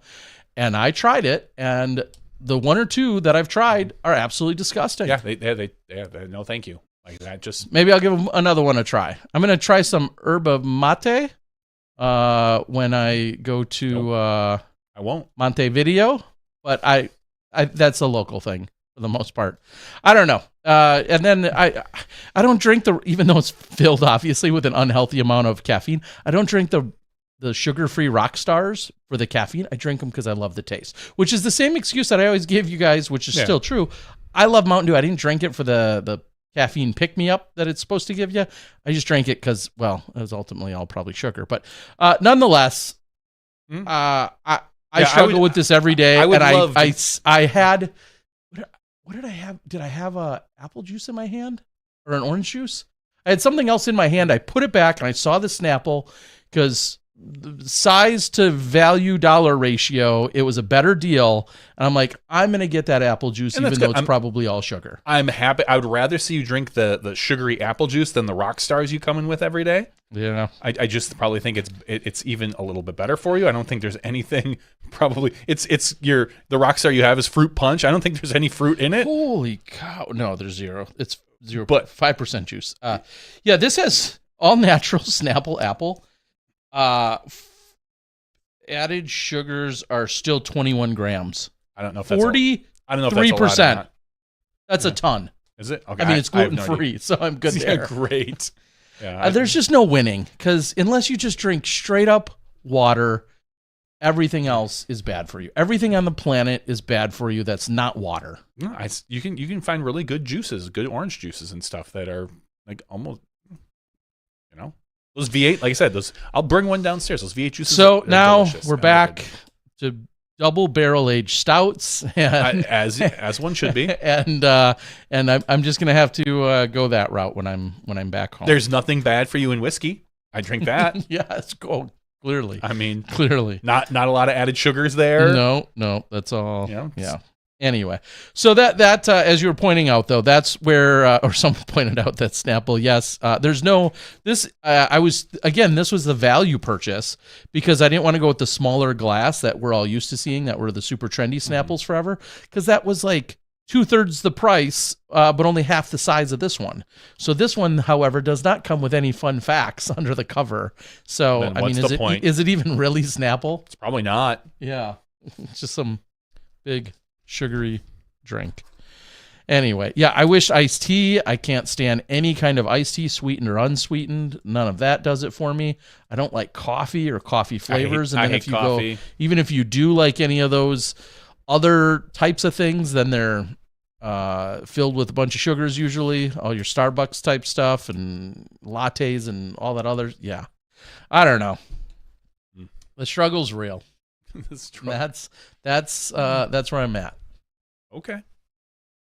But I'm not drinking soda, so we've got That's that good. going for me. Yeah, because I'm that's the only, because I almost jumped off the wagon tonight. I'm almost a full year without drinking a soda. Yeah. As I've said it, we have it free at work, and I was drinking a lot of it. And so come the end of the year, how ingrained it was in me. I remember saying, like, not so much a New Year's resolution, but I'm like, I'm going to go a year without drinking like a real soda. And I think it was like January 2nd. I went and grabbed a soda and started drinking it. And I was like, whoa. And it was like an instinct. I didn't even think about it. So I was like, this is the last one. I'm not doing any more. and sure enough, like, I have not drank. Now, I want to say, I've not drank a soda, but I have drank some soda. Yeah, rum and Coke. I did. I went to, and I was really good the entire year up until I think about a month ago when a buddy of mine, we went out for drinks, and he bought me a drink, and he's like, you always drink rum and Cokes, and I was like, yeah, I do, thanks. And I was thinking, like, yeah, but I haven't. So I didn't say anything to him because I don't want to make him feel bad. So that night I had like 2 or 3 rum and Cokes. But other than that, I always say, once he makes alcohol in it, it doesn't count. Yeah, that's some boy math. That's some boy math. That's Drinker's some logic math. right there. But in general, I haven't had like a soda. I haven't cracked one open. We don't buy them in the house. Yeah, and none of it. So I'm all right, working on that. Speaking of annual things, I've got a bunch of great announcements. All right, what's going on, Tara? Let's start with Cold Turkey, officially taking place at Gray Fox, as it has for the last 10 or 12-ish years, whatever it's been, however long I've been running the tournament there. Cold Turkey will be taking place right after Thanksgiving. It's the latest it can possibly be, which is November 30th on Saturday for all pros and advanced divisions. And then all other divisions, which I hate using that term, but it's true. It just means every other division that's offered that isn't a pro or an advanced player will be taking place on Sunday. That's going to be Classic Pins, Gray Fox, if you know what I'm talking about, then, as they say, if you know, you know. Also, bringing back, as we've done for the last few years, if you only want to do a flex start on that Saturday, that will be taking place on the Red Fox course. So some people will come down. Red Fox's is about as short and easy as a course gets. It's 9 holes. You play through it twice. That's considered your full 18-hole, one-round flex start. So we've got the Red Fox Flex taking place. That's from like 9:30 to 2:30 that day. And then while that happens, right across the parking lot is when we'll have the Cold Turkey, all advanced and pros on Saturday, all other divisions on Sunday. That all gets released in like, I think early registration will start tomorrow or the next night, which gives me almost exactly 6 weeks out from the event, which is, we'll talk about that later. Okay.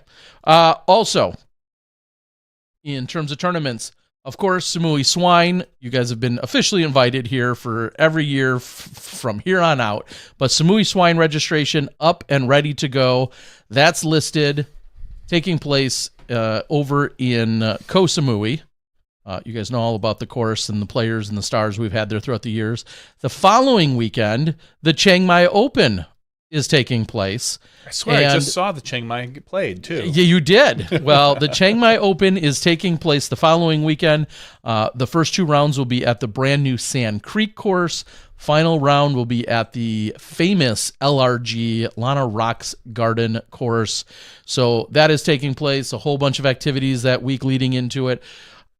I don't know. You're not living the right life if you're not getting to Thailand to be there for the week of the Samui Swine and then going to the Chiang Mai Open the next week and experiencing the week in Chiang Mai.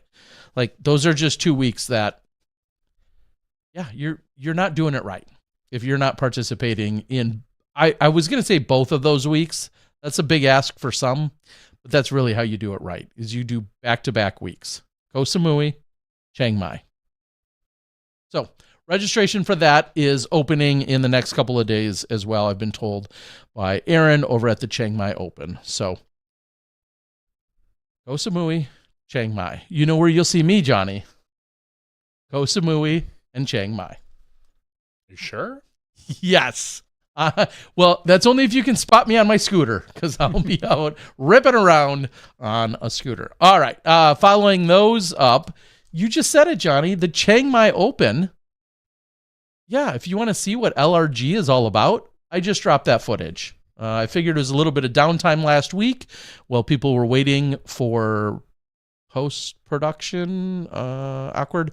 We're waiting for that. So released the Chiang Mai Open rounds 2 and 3. That's out on the channel. And then as Nate Doss was getting ready, and we talked about this on the show, Nate Doss getting ready for the USDGC. We had a great round with Ridley Barker along with Augie Tobish, Nate Perkins, and Nate Doss. That's also all on my channel. So yeah, I was taking advantage of a slow media week leading into USDGC and got all that stuff out last week. So we'll see if we can get some more stuff out there for you guys. But crazy, because coming up here shortly, obviously we wrap up, and then that's when we go into really post-production A-tier mode. And I'll be interested, this goes back to the conversation in the regular show, is will we get a late comer at a Chain Hawk Open or at a South Florida Open or at I've looked some of these other tournaments, and all of a sudden you may have a top FPO or MPO player getting in. Well, I guess, we're going to know if Gannon takes second place. Those are 2 events that would really be able to kind of hit that 200,000 mark, because by November or mid to late October, there aren't many A tiers up north here. Yeah. So it would make sense for him, maybe not financially, but overall, whatever, to fly down to Florida to play the Chain Hawk, to play the South Florida Open. And right now, I looked at the registrations recently. You've got like Johnny McRae, Garrett Gerthy, Gavin Rathbun, maybe an AJ Carey, and a Cole Wareheim, a few of those guys, depending on which events we're talking about. There are some opportunities. Now, some of those events are going to be full, or some might need some special exemptions or otherwise. But yeah, it'll be interesting to see a few of the A tiers. Big Arm in the Big Arm Challenge will take place out in Arizona. Also taking place, that's a B tier, but taking place next year. We talked about it, I think, briefly here, that the Memorial is moving weekends and is moving on to the Shelley, what is traditionally known as the Shelley Sharp weekend. And maybe that's a good follow-up I have for Gannon, who I know has been out there and played quite a bit the last couple of years, is the Memorial will move on to January 16th through the 19th, I want to say. And I think registration for that is opening in the next few days as well. So, already planning for 2025. We're definitely not done with 2024, but already planning into the 2025 season. So hope to see you guys international. I keep thinking of some reward or bonus or a way to entice more people to be coming from the U.S. to get over there to Thailand. It's just expensive for people. Like, travel like that is expensive. Yeah, the flight is the only expensive part. Yeah. And that's why I'm saying I'm looking for maybe some program or ideas or bonus or kickback or something. I don't know what it is yet, but we want to continue to entice you guys to come over there. And yes, the flight is expensive. Anywhere between $800 and $1,200 is probably what you'll pay from most of the U.S. But once you get there, you probably won't spend even $800 more dollars. It's insanely inexpensive. So come on over. All right. Those are all my spiels for now. Cold Turkey, Chiang Mai, Koh Samui, Memorial. Yeah, some definitely some stuff to get signed up for here in the next few weeks. Okay. Now what? I don't know, Terry. What else is going on? It's been a pretty boring week for me. I'm not gonna lie. Yeah, I watched some USDGC this weekend. Not a heck of a lot, but yeah, it was pretty quiet. Broadcast wise, from what you saw, was there any significant surprises? Clearly, there was backlash and a lack of both understanding and comprehension to the DGN Pro subscription. Some people just didn't know and stuff like that. But while watching the actual broadcast, I'll say, was there anything of surprise to you? No. I thought they did a great job. I mean, that's really what it comes down to. Okay. It's pretty much a formula now. Yeah, I wish I had more either like crazy positive or crazy negative to say. But I don't. It was just a good broadcast. It was pretty flat. Certainly had Charlie and JK in the booth, and then along with Ian and Philo. I did see someone posted that Kenny was not part of the broadcast due to the hurricane stuff, and I don't believe that to be the case. I feel like it was decided before that. Well before that Kenny was not going to be part of the broadcast this year, which is certainly I don't know if missed opportunity is the right word. It's certainly a disappointment. I don't even want to say a mile. It's a disappointment that he's not involved because I think he does bring so much to the booth. I don't know all the reasoning or logic or any of the backstory. I just know that that was not a hurricane or storm related call, from what I understand. If somebody knows otherwise, please correct me. But I was under the impression that it was already known well ahead of time that he was not going to be part of this year's broadcast. Robert on the board asks, we haven't had any questions in a little bit, asks, how many buzzsaws did you pick up, Terry? I've picked up 0. And I was wrong about the buzzsaw because I originally thought it was something dyed. I believe it's actually something inside the rim. Yeah. Like there's an actual physical and then you can see through the plastic. Yeah. So I think I'd said that a few weeks ago that there was nothing special about them, but I believe that is, I had thought that they were some sort of special dye or a dual plastic, but it's actually something inside the rim. And the reason I haven't picked up any, or one of the reasons, is they're about to become stock. I'm likely just going to pick them up when they become a stock item. I have not been buying a ton of discs from really any manufacturers as of late. Because I'm not also selling a ton of discs. Haven't had the opportunities to. And I was informed early on that they were going to be a stock product. Now, if I'm thinking ahead to some of the events I'm part of, maybe there's something special that could happen or unfold if Discraft's willing to talk about some of that work. But no, I have not picked up any. They've largely been at events that I also haven't been to. With not being at the USDGC. Were they at Worlds? I don't know if they were at Worlds or I think it was something after that. And I was not physically there.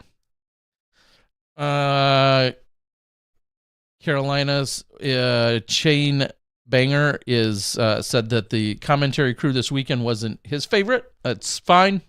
Again, everybody's got their preferences. Totally understandable. Tim says, was solid coverage. Good to hear. Carolina Chainbanger also says they needed better promotion of the first day being free on YouTube. I will say that I don't think anybody really realized that it was going to be free on YouTube the first day. I didn't see that really anywhere. I think it was in one of the promotional things if you read further down, but Sure. it wasn't pushed separately on social media. It wasn't anything like that. And maybe that was by design. I don't know. I'm not involved in those things, but yeah, it wouldn't have been the worst thing in the world to have a little bit more upfront about day one. All right, I'm scrolling back up just a little bit. Aaron, who is a professional chef and has been, of course, over to Thailand, said, best food ever, cheap everything, and you just got to get there. Yeah, I would concur with that. Buzz Swan says, can't have him being Kenny be the GOAT of the booth too. Yeah, certainly is very impressive what he's done whenever he's been in there. On a, we'll call it a non-political yet still a note in time, we are, what are we? Are we 21 days? It's a Tuesday night, so are we 21 days or are we 28 days from the election? What are we Maybe at? 21, Terry. Just 21? What's Yep. the date? We're on the, okay, yeah. Usually it's around We're on the November. 15th right now. I had to realize what day we're on. Yeah, usually it's So like November 5th or 3rd Yep. or something. So it will be Tuesday, November 5th. So we are looking at just 21 more days of the political ads. Then there's going to be some fighting afterwards for sure, no matter what happens. I guarantee that. It's going to be no matter what. It's going to be quiet, I'm no, sure. No matter which side wins, there's definitely still going to be some fighting and some hubbub, probably for even a few days after, at least. But 3 weeks away, so we're rounding the corner. It's almost over. The political ads. The fighting will continue. The ads may subside within a few weeks. 6 days from now, we may have a bigger problem in our nation. 6 days from now? Yeah. What would be in 6 days, Terry? My daughter going for her license. Ah. All right. So I will be getting home just in time for my daughter's 16th, coming back from this weekend's event. Her birthday is Monday, the 21st. Does she plan on getting her license right away? She is attempting to take the test. She is scheduled to take the test on her birthday. And we'll see how that goes. And as we all know, most of us here listening, that's obviously quite a stressful and impactful day. If you get your license on your 16th or at least on your first try, you're super ecstatic and that wasn't so bad and super easy. Don't sweat it. And if somehow you came up short or didn't get it on your first try, it certainly is I'm guessing, is quite the mood breaker, the downer. And do any of her friends have their license yet? She has one friend that's 1 year in a grade ahead of her. Okay. But with her birthday being here in October, she's one of the older people in her class. Makes sense. So she will be one of the very first. She'll be the first of her closest friend group. And yeah, I'm gonna admit I'm nervous for her because I think of that disappointment. I think of any child's disappointment when going for something so big on your 16th. And how that will be a moment you will, in fact, you'll never forget it. If you pass, you never forget it. And if you fail, I have to assume you'll never forget it either. So I'll be there and wishing her the best, but we'll see how that pans out.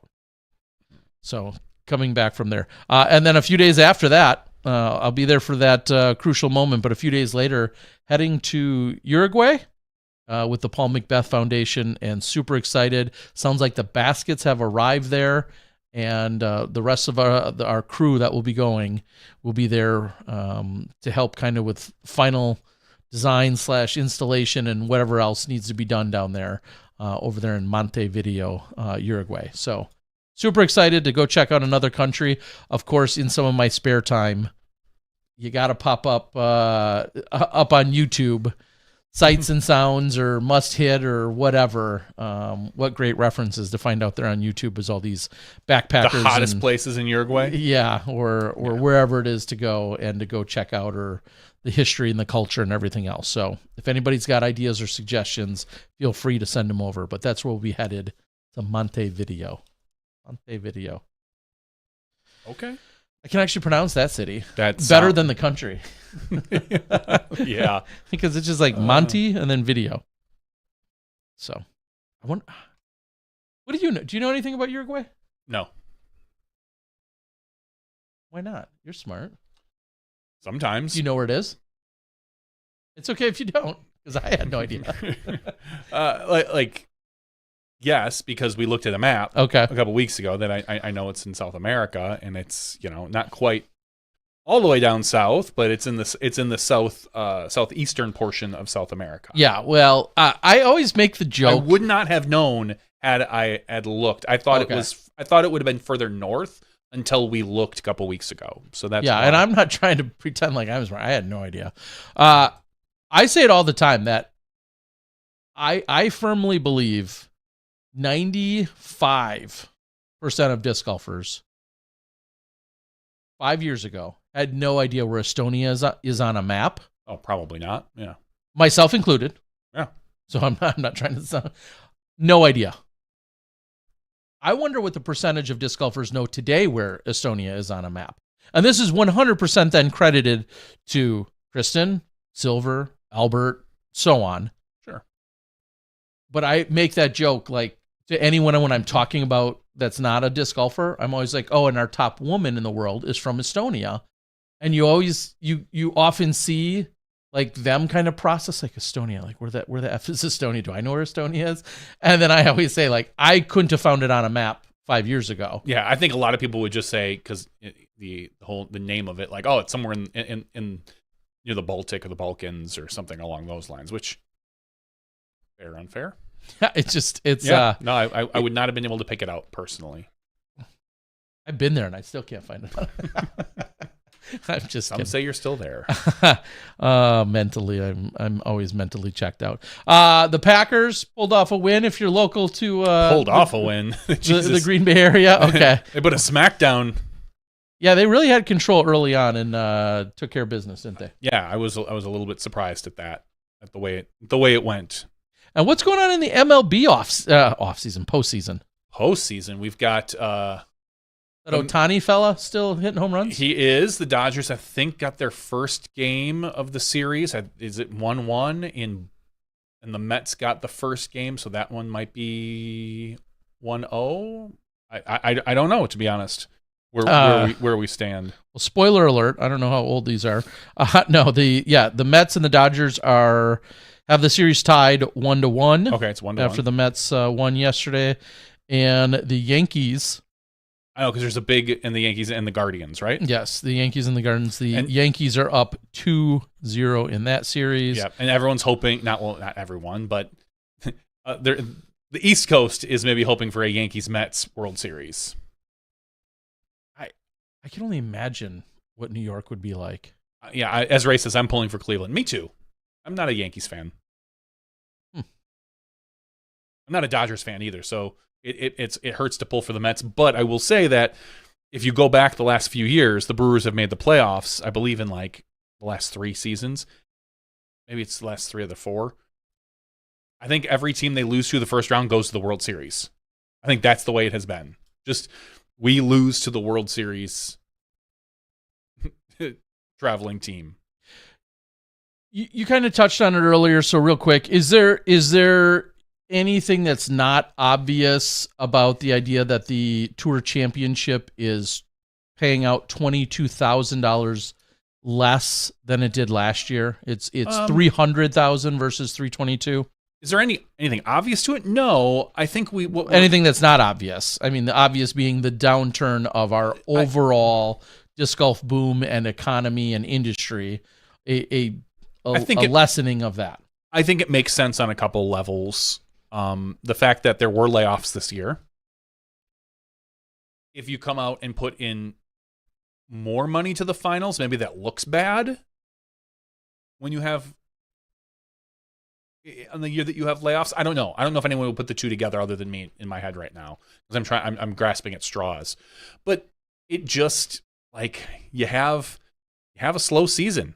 And we talked about it last week with whether or not purses are going to go up, or are they going to plateau for a while because of the slowdown in our sport. And I wouldn't be shocked if we see 3, 4, 5 years of 3 to 5% purse growth. This year, or even, so to speak, stagnant, or even just stagnant, just or remains. even or even 5% pullback in some events. Like, none of that is going to surprise me right now, because our sport had its moment, it had its peak, and now it's on its, Now it may level out. It may level out after a fall, After such a significant boom, Mhm. and upward trajectory, it may be now just leveling out. Yeah. I'll admit, I totally understand it. I'm surprised to see a reduction. And I only say that because there's been such a significant push to have these purses getting big. And they've been insane. I think that's what we already quickly keep forgetting, too, is like, how this quickly is still, this jumped. Yeah, how quickly, we've seen these really incredible payouts for the Tour Championships specifically, which is only for so many players to even get to, and so on and so forth. I'm surprised to see it have an overall, or to have a slight reduction. I wouldn't have been surprised if it was the same. I am surprised, and $22,000 is still a substantial amount of money. Clearly, I'm surprised to see it retract even that much, though. I guess I'm somewhat surprised, but yeah, if you were to, you nor I know the books, nor should we. No, I don't want to know them. If you would have asked me last week before this was announced, I would have probably put money on the same. Like, oh, we're going to see the same that we saw last year. Me too. Like, that was where my money was. Again, I'm not surprised. I don't think anyone is surprised. I don't think anyone can be upset about it. I think that it's just a thing. It's just these things that happen. Still $2,000 for qualifying. That kind of answers the question from a few weeks ago when we were talking at MVP, for instance. What does it mean to even just get into the top 32 on the MPO side? What does it mean to get into the top 20 on the FPO side? Well, there's your answer. $2,000. And dare I say, largely that just feels like a bonus. If you creep into that, or fight your way into, however you look at it, or hold on to that 31st spot, and we'll just say the bottom 4 or 6 spots are all $2,000, and you're already 10 strokes behind the leader, and a tough hill to climb to get above those spots. Yeah, it kind of just feels like a bonus at that point to you. You've had a solid season that guarantees you a certain amount of things, and it guarantees you a $2,000 paycheck. Do you think this is something someone's going to have to remind us? Next year, are we going to see the same format for the finals? No. Not payout. No. I just think they'll F with the format. Okay. That's just my guess. Okay. Just like I would bet the same for the USDGC is going to have a few new rules. I just think they can't help but tinker with it. That's my point. And it could be for the better. Could be for the worse. Are they going to tinker with it, or are they going to alter it? That I don't know. Because there will be a change. That's what I'll bet on. Because here's what I said months ago, and the big fear is, congratulations, Gannon, you've had the best season that we've seen.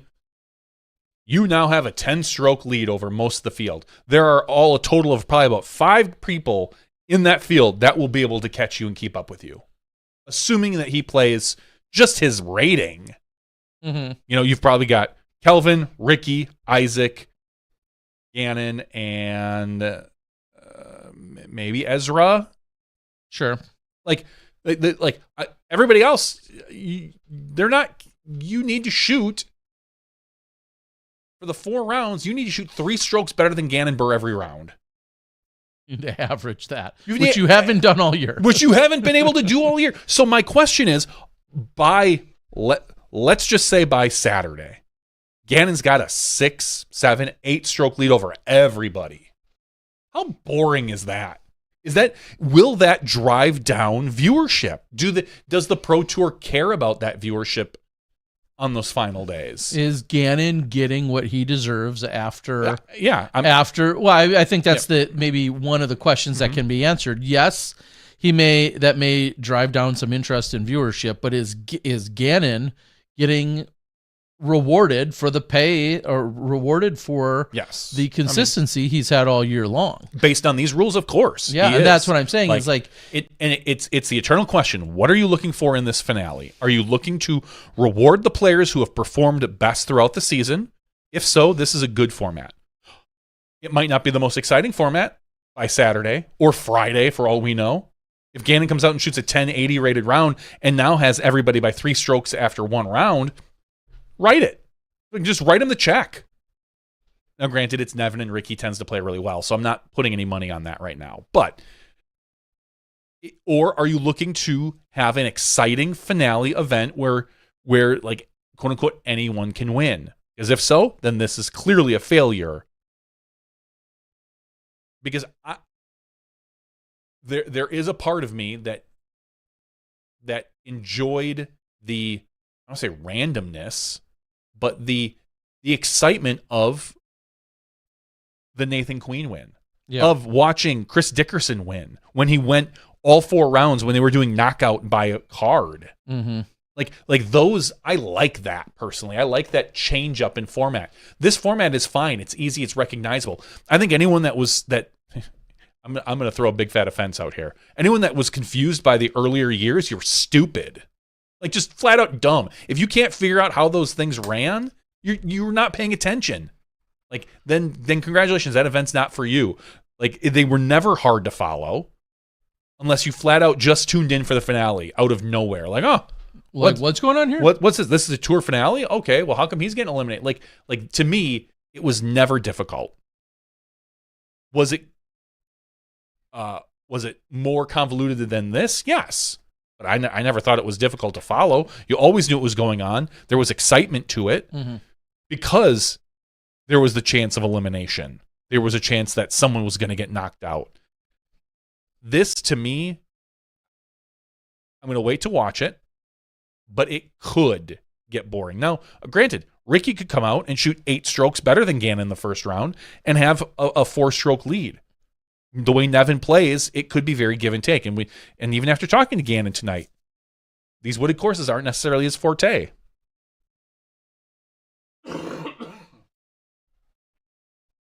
So we'll see. We'll see how it plays out. And that's all we can do. I prefer a more exciting format for the finale, but I have no qualms with the Pro Tour trying anything. Change of subject here, related to the Pro Tour. Did you happen to follow them on Instagram? You follow them on Instagram. Did you see that they are doing basket testing right now? Yes. Before I give you my take, tell me your take. I like the concept of taking some formal feedback and I don't want to say clearly they're trying to remedy and or address some of the complaints that I'm going to say presumably are coming in from players. If they're coming in from fans, I don't know that they have to worry about it. If they're also coming in from the players on the tour, which I have to assume some are, then I love the idea of doing that. My biggest problem with just conceptually is we're never going to agree on a universal basket design. And with every single basket that's forever made, there is the possibility of people complaining about how it does or doesn't catch and how it reacts with a disc. Now, that's not a defeatist attitude of like, well, then we shouldn't even try to make a good basket. Clearly, I'm not saying that. All you can do is go with what seems to be the popular vote among the players. Mach 7. That that is all I can think that's going to happen. Now, you just know that no matter, I hate it because I've really grown more frustrated than ever with the internet as of late. And I know that's not a big statement, or maybe it is. No, it's not. But just today alone, watching a post about anything, you can post that the sky is blue and you will get so many people that are they're just chomping at the bit for an argument. No matter how positive a post is, they're chomping at the bit for an argument. And so my point is, no matter what happens as a result of this basket testing, because at some point they're going to agree, quote unquote, agree or whittle it down to a couple of baskets. Maybe it's one, maybe it's two or whatever. And maybe those two baskets get used. Somebody's still going to complain about it. Well, the manufacturers will. They're gonna, the fans are gonna piss and moan about how that wouldn't have been their choice, or I don't believe they arrived at that. Even if they did all of this stuff, they're gonna say, I don't believe they arrived at that. I still disagree with it. Okay. The fans, I hate to say it, but the fans don't matter in this perspective. Their opinions mean nothing. It should be all players. But here's what I think is kind of funny, and I'm gonna, maybe this is ripping on the Pro Tour a little bit. With how the Pro Tour is going about this, they've got players putting at baskets, they're recording it, and then they're going to go back and watch it. What a worthless, absolute, utter worthless thing to do. Like, it's not scientific. It's not, like, there's, congratulations. You have a handful of players, not every player, not every putt, not every style. Hyzer, push, spin. You're going to assume they're hopefully going to sample from all these different people, but go on. You're just not getting enough sample data. I'm like, in order to do this, like, the way they're making it look to me, you would have to have tens of thousands of putts, different angles, different styles, different, like, it would just, the data you would need to have even some sort of true analytic look. A small sample size is better than no sample size. I disagree. Okay. I totally disagree with that. And they said, I would rather just have them ask the players, give us your top 3 baskets. Figure that out. You pull the top 50, 100 players, say, give us your top 3 baskets. Those are the 3 that we're going to use now. Figure out what those are and say, oh, cool, guess what? We've come to a reason. Because I feel like they're putting in all this effort just to turn around and say, to give them an excuse to eliminate a basket or two. Probably the veterans and the prodigy ones. Those are the ones that almost are all universally disliked by the players, it feels like. Like, those are the 2. But if you ask Isaac Robinson this past weekend, he didn't have much luck on the Innova baskets. I watched some legit spit putts come out on those. The putts that looked, from my angle, perfect. Right back in his face. Now, do I think the Innova baskets are bad? He's not a very good putter, though. No, he's not. I know. But no, I don't think the Innova baskets are bad. And I think put up against other baskets, they would probably make the cut. I just think that this is an excuse the Pro Tour is probably using in order to cut some baskets out or force a manufacturer to modify a basket, which could happen. But again, I just think that this is a step. Meh. I would just rather ask the players. Cool, let's get the players' input. Have a secret ballot, so it doesn't matter if you're if you're an Innova sponsor player and you hate Innova baskets, or you're a Discraft one and you hate Chain Stars for some reason, or you're a DGA player and you can't stand DGA. No one's gonna know. You make it anonymous. You put it out there, and that's, guess what? These are what our players said. Do that rather than just this play pretend recording Leah Sinagini putting from a slightly elevated. I saw the video. She was standing on a table, like 25 feet out. And then on top of that, cool, guess what? I want to table this discussion. Maybe. Are you hitting it dead center? Are you hitting it right? Are you hitting it left? Like, where are you hitting it on the basket? Because that makes a big difference on some things. You need thousands of putts to find out where the sweet spot is or where you should be hitting, on what angle. It feels so worthless that the Pro Tour is putting in this effort. I commend them. If they truly think that this is going to give them analytical data, awesome. They're working with Statmando. I don't care. It's not who they're working with or like, it's the amount of actual data they're going to get out of this. I just feel like, are you soft putts, hard putts? Which one's? Well, yeah, you're gonna have push putts, spin putts. There's just so like many you said, different styles for so many different types of people. I would hope headwind, and assume, tailwind. I would hope and assume everything you just said. I'm sure they've thought about it. I would hope that's what they're accounting for.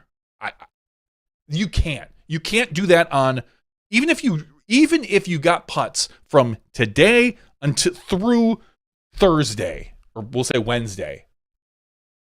That's already tomorrow's Wednesday. So yesterday through Wednesday, that's not enough data. It's just not enough. You could have people. You'd have to have every basket because again, you want Calvin to putt on every kind of putt. You want Leah to putt. You want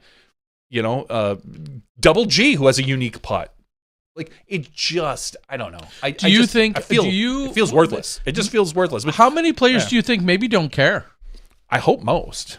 Like, and I mean that in a way of like, whatever. All the baskets we play on, I'm fine with. Like, I'd be curious to know how many players that feel that way and are just Andrew Marr. We probably doesn't care. That guy hits him on every. That's what I think is basket. like some players that are just truly indifferent to the idea of it, and they're like, yeah, I don't really care. It doesn't matter. I'm not. I don't have to provide feedback. I'm not even interested in providing feedback because, quite honestly, I don't care.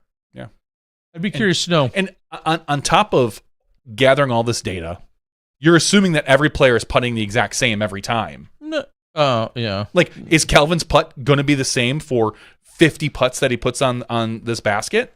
What if the Prodigy basket has 0 spits during this test?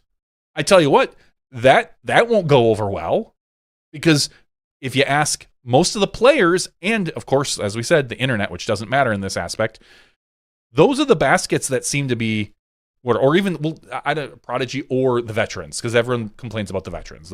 It's kind of a common thing. Like, what if the veterans have no spits for whatever reason? Like, I mean, are you looking for spits? Are you looking for it to hit the pole? Are you looking for? I'm sure they're looking at a lot of these things. It just feels so worthless for them just to probably want to get rid of some baskets. Again, just pull the players. It's the easiest way. But is this even if you're spot on? Pull the players, man. Well, let's just say you're spot on with the idea of this is a way to eliminate a few of the what are regarded as championship allowable baskets or championship quality or tiered baskets, which a bunch of baskets fit that category right now. Therefore, they're in theory eligible to be used, and this is just a way to put them through yet another strainer, so to speak. Okay, and to eliminate, at least then maybe there's a paper trail, and like that's the logic. That's a way of covering their own ass. Of course, that's what they're doing. They're of then saying, yeah, hey, that's what I'm saying. We put it through this testing. No, that's exactly what I'm saying they're doing. They're creating a paper trail of trash. Like, congratulations, your data isn't going to be that great. Now, is any data better than no data? No, I don't think so. Okay, but that's a hot take. I just don't think that. Again, you a small sample size isn't necessarily better than no sample size. Yeah. Okay. Yeah. I don't know. I guess we'll see. I'm going to put the link, and some of you guys already know this is happening. It's been around this has been talked about or been available for a week or two, I want to say. But I'm going to put it in the notes right now. You can read all about it. I'm not going to read it word for word on the Disc Golf Pro Tour site, but it is out there where they're kind of giving more detail, but kind of to what Johnny's talking about. And I do like that in general. They are trying to restrict baskets. Let me be known, like, I don't think it's a bad idea. I don't like the way they're going about it, but I think it is a good idea, and that we should be forcing the manufacturers to either improve their products or restrict what we have on tour. You know, I mean, again, let's play. I'm curious what's going to happen, and I think we all kind of maybe will know behind the scenes stuff. What happens if, for whatever reason, the MVP baskets don't pass the test? What do you do at Maple Hill? That's a good question. Do you come in there and tell Steve Dodge, hey, these baskets, they didn't pass. They didn't pass muster. We're gonna, and you know what MVP is gonna tell them? Stick it up.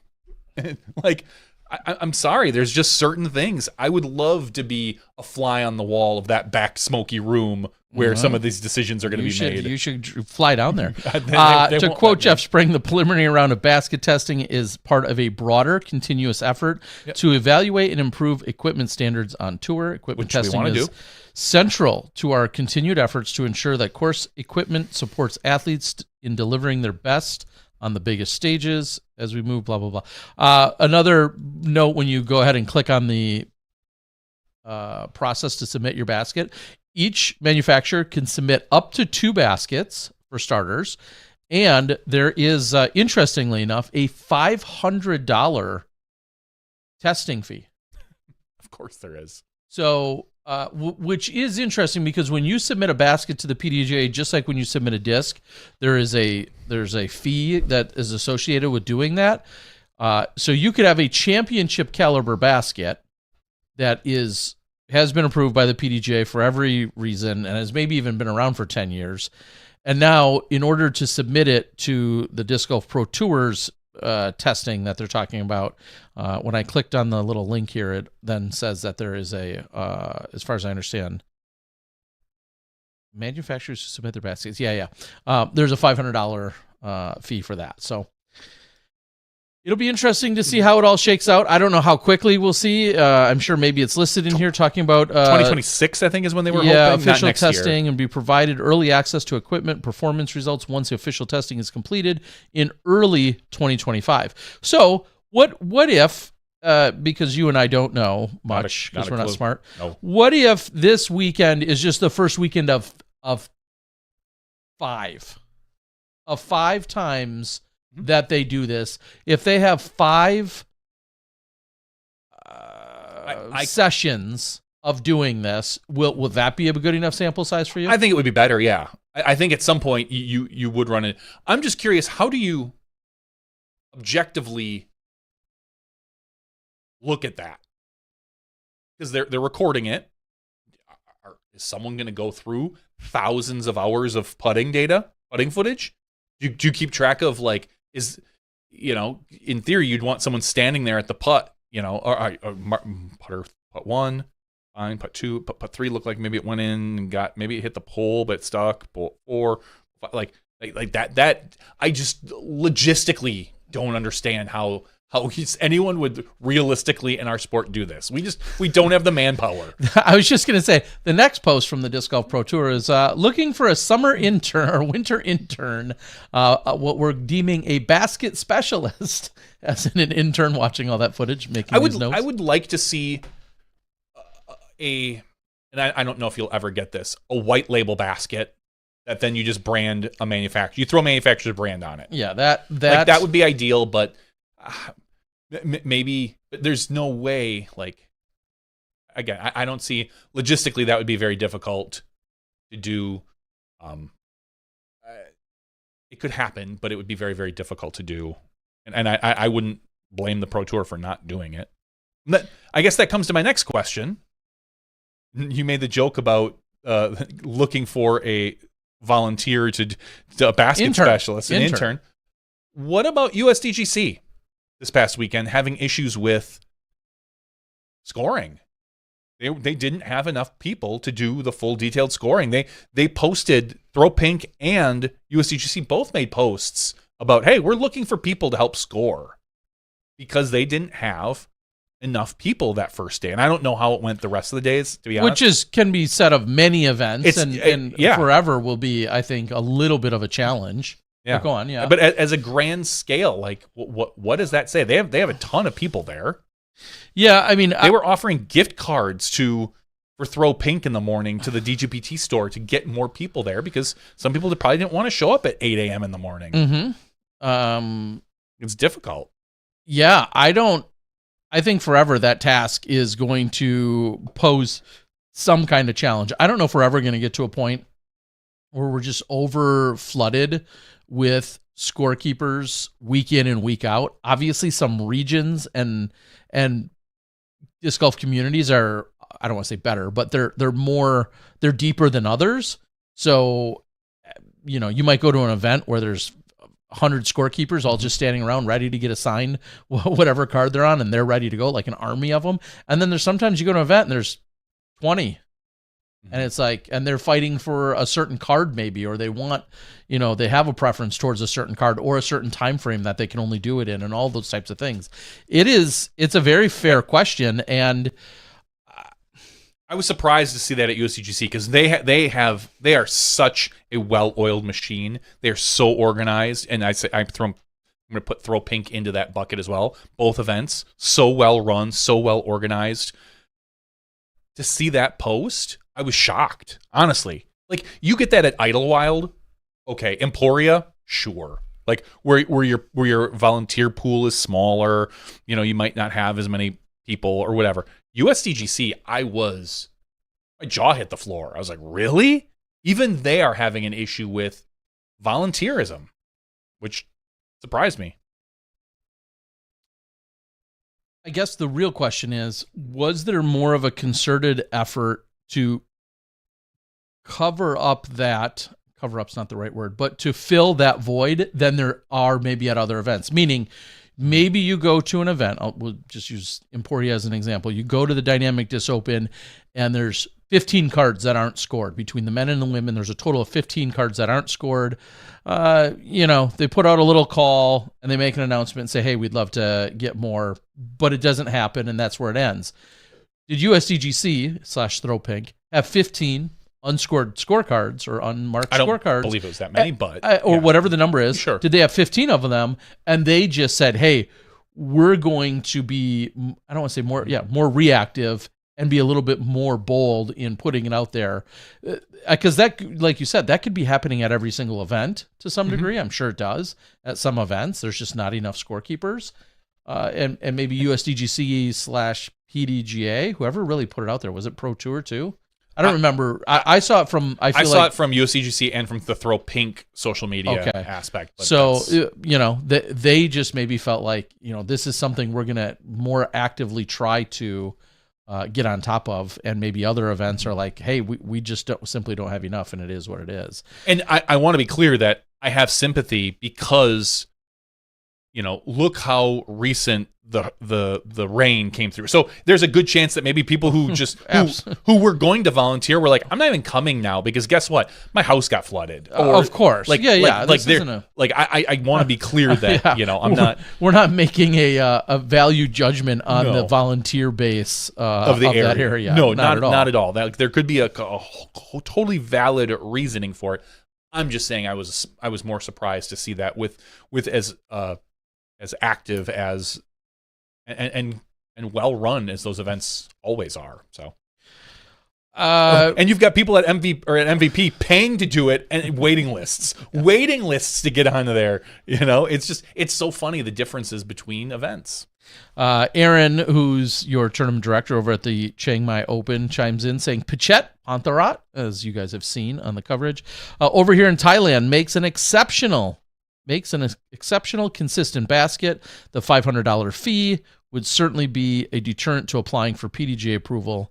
I'm sure he'd rather spend that money. I agree, and that's just it. Is like a lot of things in a good old capitalistic world. Unfortunately, not everything's for everybody, right? And there's steps and things in process, and you always have that fine line of what can be free or very inexpensive, and then what is the ultimately the cost benefit to somebody else, or the cost to somebody else for it being so inexpensive. And that kind of leads to a very hot topic this weekend that I'm not going to bother going too far into, but I certainly saw it. We talked about the free coverage that was on Friday, on Thursday, that most people didn't necessarily realize. We talked about, similarly, a lot of people didn't realize that you needed the pro subscription. That one is a little bit crazier to me, that you didn't realize it just because it's been shoved down your throat for so long that you needed the pro subscription. I don't know how many more times it could have been said, but some people aren't on top of every event. That's fine. Just the overall loud response that comes in from people being very upset that this weekend's coverage is not part of your, we'll call it the standard coverage of the Disc Golf Network. And And it's, and a lot of misplaced anger because you know what? And I can say that because I saw it placed at like 12 different people, ranging from Jeff Spring personally to Innova to the PDGA. Somewhere I'm sure I got blamed too. I'll just throw myself in there. Probably. You should be pissed at me. I don't know. Who had nothing to do with the event. Just you saw a lot of misplaced or displaced anger spread out to a lot of different places. Just be mad at everybody. Somebody, you're gonna be mad at the right person. There you go. See, if you cast a wide enough net, that's right. then you can be mad at everybody. But certainly that was a lot of the chatter. I will just personally say, I find it a little bit interesting to say that to always go with the idea of, well, you want more people watching, don't you? And my only main rebuttal to that is, couldn't you apply that to everything? Couldn't you, when people are talking about marketing, well, I'll use marketing in air quotes. You could say that you could find a way to extrapolate that into damn near everything and every product and every service on the planet. Why doesn't the NBA give out all their games for free to NBC? Don't they want more people watching? No. Why do they put them behind this cable TNT paywall? Why do WNBA teams prior to this year, why do they charge anything for a ticket? Don't they just want people in there? Shouldn't they just be giving away free tickets every single day to every single game? Why how much is Nike paying you to wear that sweatshirt that you're currently wearing with a big old swoosh logo on it? Like, you can extrapolate this to every single scenario of always saying, well, it should be more free or cheaper or easier. Somebody's got to pay for something at some point. And why do they charge for UFC? Don't they want more people watching? Why did they put up a pay-per-view? Yeah, they could sell commercials if they had that many more people watching. Yeah. I don't know. Yes, it's an age-old argument. And thankfully, honestly, I didn't see too much of that. I feel like that was the largest thing that I saw. I just saw people that were confused, and it wasn't even that many, to be honest, that you had to get the pro. And the one issue I saw that people have, they're like, I'm a yearly subscriber. How do I upgrade for a month? Like, that was the big complaint. Yeah. And I had a couple people reach out to me, and I'm like, I don't know. It's not my thing. I have no clue how you do that. I'm sure there's a way, and you can contact somebody, but who knows? Yep. As Tim says, people just want free stuff. And speaking of free stuff, my gosh, we're going to give away something right now from patreon.com/SmashBoxxTV. If you want to be eligible for our free giveaway to get some free stuff, which isn't really free if you think about it, because we charge you to be. You got to be. We don't. No, we don't charge everybody. We don't. There is a loophole. There's a loophole. What? So patreon.com/SmashBoxxTV, for as little as $1 a month, you can be eligible for our giveaway. Terry, tonight we have a total of 121 people eligible for our giveaway. How do you want to go about doing this? What number should we draw? I think we should go with. I'm going with 3. Okay. 3 was sticking out, but then I was going to say 2. No, 3 because a lot of ties to 2, but Gannon Buhr's third Elite Series. I'm sorry, third major. Sorry, third major. And Nate Doss took 37th, so it's a 3 in there. And he's a 3-time world champ. He's a 3-time world champ. Sure. Does he have 3 couches in his house? I'm just curious. No, all right, he's got 2. Oh, are you sure? No, you're not missing a room anywhere? No, there's 2. Okay. Well, darn it. I'm very familiar. I'm sure. All right, so our third number we're going to generate. The first number is 70. The second number is 115. Terry, over, under 115. Definitely under. Terry's calling under on 115. He's got a 6 in 121 chance. The third number is 66. 66. I sorted it by first name tonight. That's pretty much right in the middle. So that's going to be an M name. Wrong. It's a K name. Kenny Rogers. I love it. Congratulations, Kenny. Kenny, thank you. Thank you very much for your patronage. I'll get this information to Terry. Kenny, I brought this. We can see if you want this. I thought this was fitting, considering it was a Latitude disc, and our Throw Pink winner this weekend was a Latitude thrower.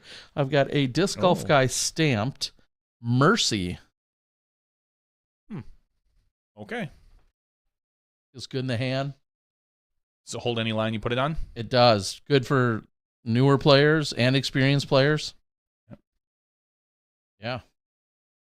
Just the right amount of firm, but yet soft enough for you to really like it. Is it good in tacky enough winter and yet good in winter and summer? And summer, yeah. Fights off any conditions. Tailwind, really well. headwind, good for both? Oh, certainly. Righty and lefty favorable. Wow. Yeah. But is it good for spin and push putts? Oh, definitely. Okay. Only on baskets that you're testing with the Pro Tour, though. Okay. Just to really make you happy. That would be that would be That's appropriate. Great. All right. I think that's about all that we have. It's been a long enough night here. Tomorrow I'm Wednesday, I'm flying to Bend. Excited to go check things out. I'm going to take in a little more comedy. The same improv group that we saw a few weeks ago has perfectly aligns with their they next invited show you being back, this huh? week. Yeah. So excited to check that out. And really crazy to think we're wrapping It's the end of the season. I'm so excited. I'm so happy. Officially a Disc Golf Pro Tour season. Which just seems insane. Well, no, but we're not, because there's still Q Series events, one of which I'm covering. So, all right, so I guess there's that. But for the most part, the Pro Tour season is over, though. Don't tell the Q Series that. Q Series aren't part of the Pro Tour. It's a qualifying series for the Pro Tour. It's not part of the Pro Tour, though. It is. It's not. It's just not an elite. It's not an elite series. It's a Q Series. It's still not part of the Pro Tour. It is. I disagree. There's no Q Series if there's not a Pro Tour. Sure, that doesn't necessarily mean it's part of the Pro Tour. There's no. It's a way to get on the Pro Tour. It's not part of the Pro Tour. I beg to differ. Where you read up on the Q Series, where do you read up on it on? What website do you go to? QSeries.com? No. You go to DGPT.com. I don't care. It's not part of the Pro Tour. All right, whatever. You guys can argue about that in the comments. All right, we've had enough, and thank you again, Gannon Buhr, for quickly joining us tonight. Also, big thanks to Nate Doss. Great insight from him, and awesome to see what he got accomplished this weekend. Super happy and proud of him in all of those accomplishments. Ditto. For Johnny V, I'm the Disc Golf Guy. Thanks for joining us. That's podcast 528's after show. Next week, hopefully we'll have some Disc Golf Pro Tour Championship winners joining us on the show. We'll see you then. You step inside the Smash Box.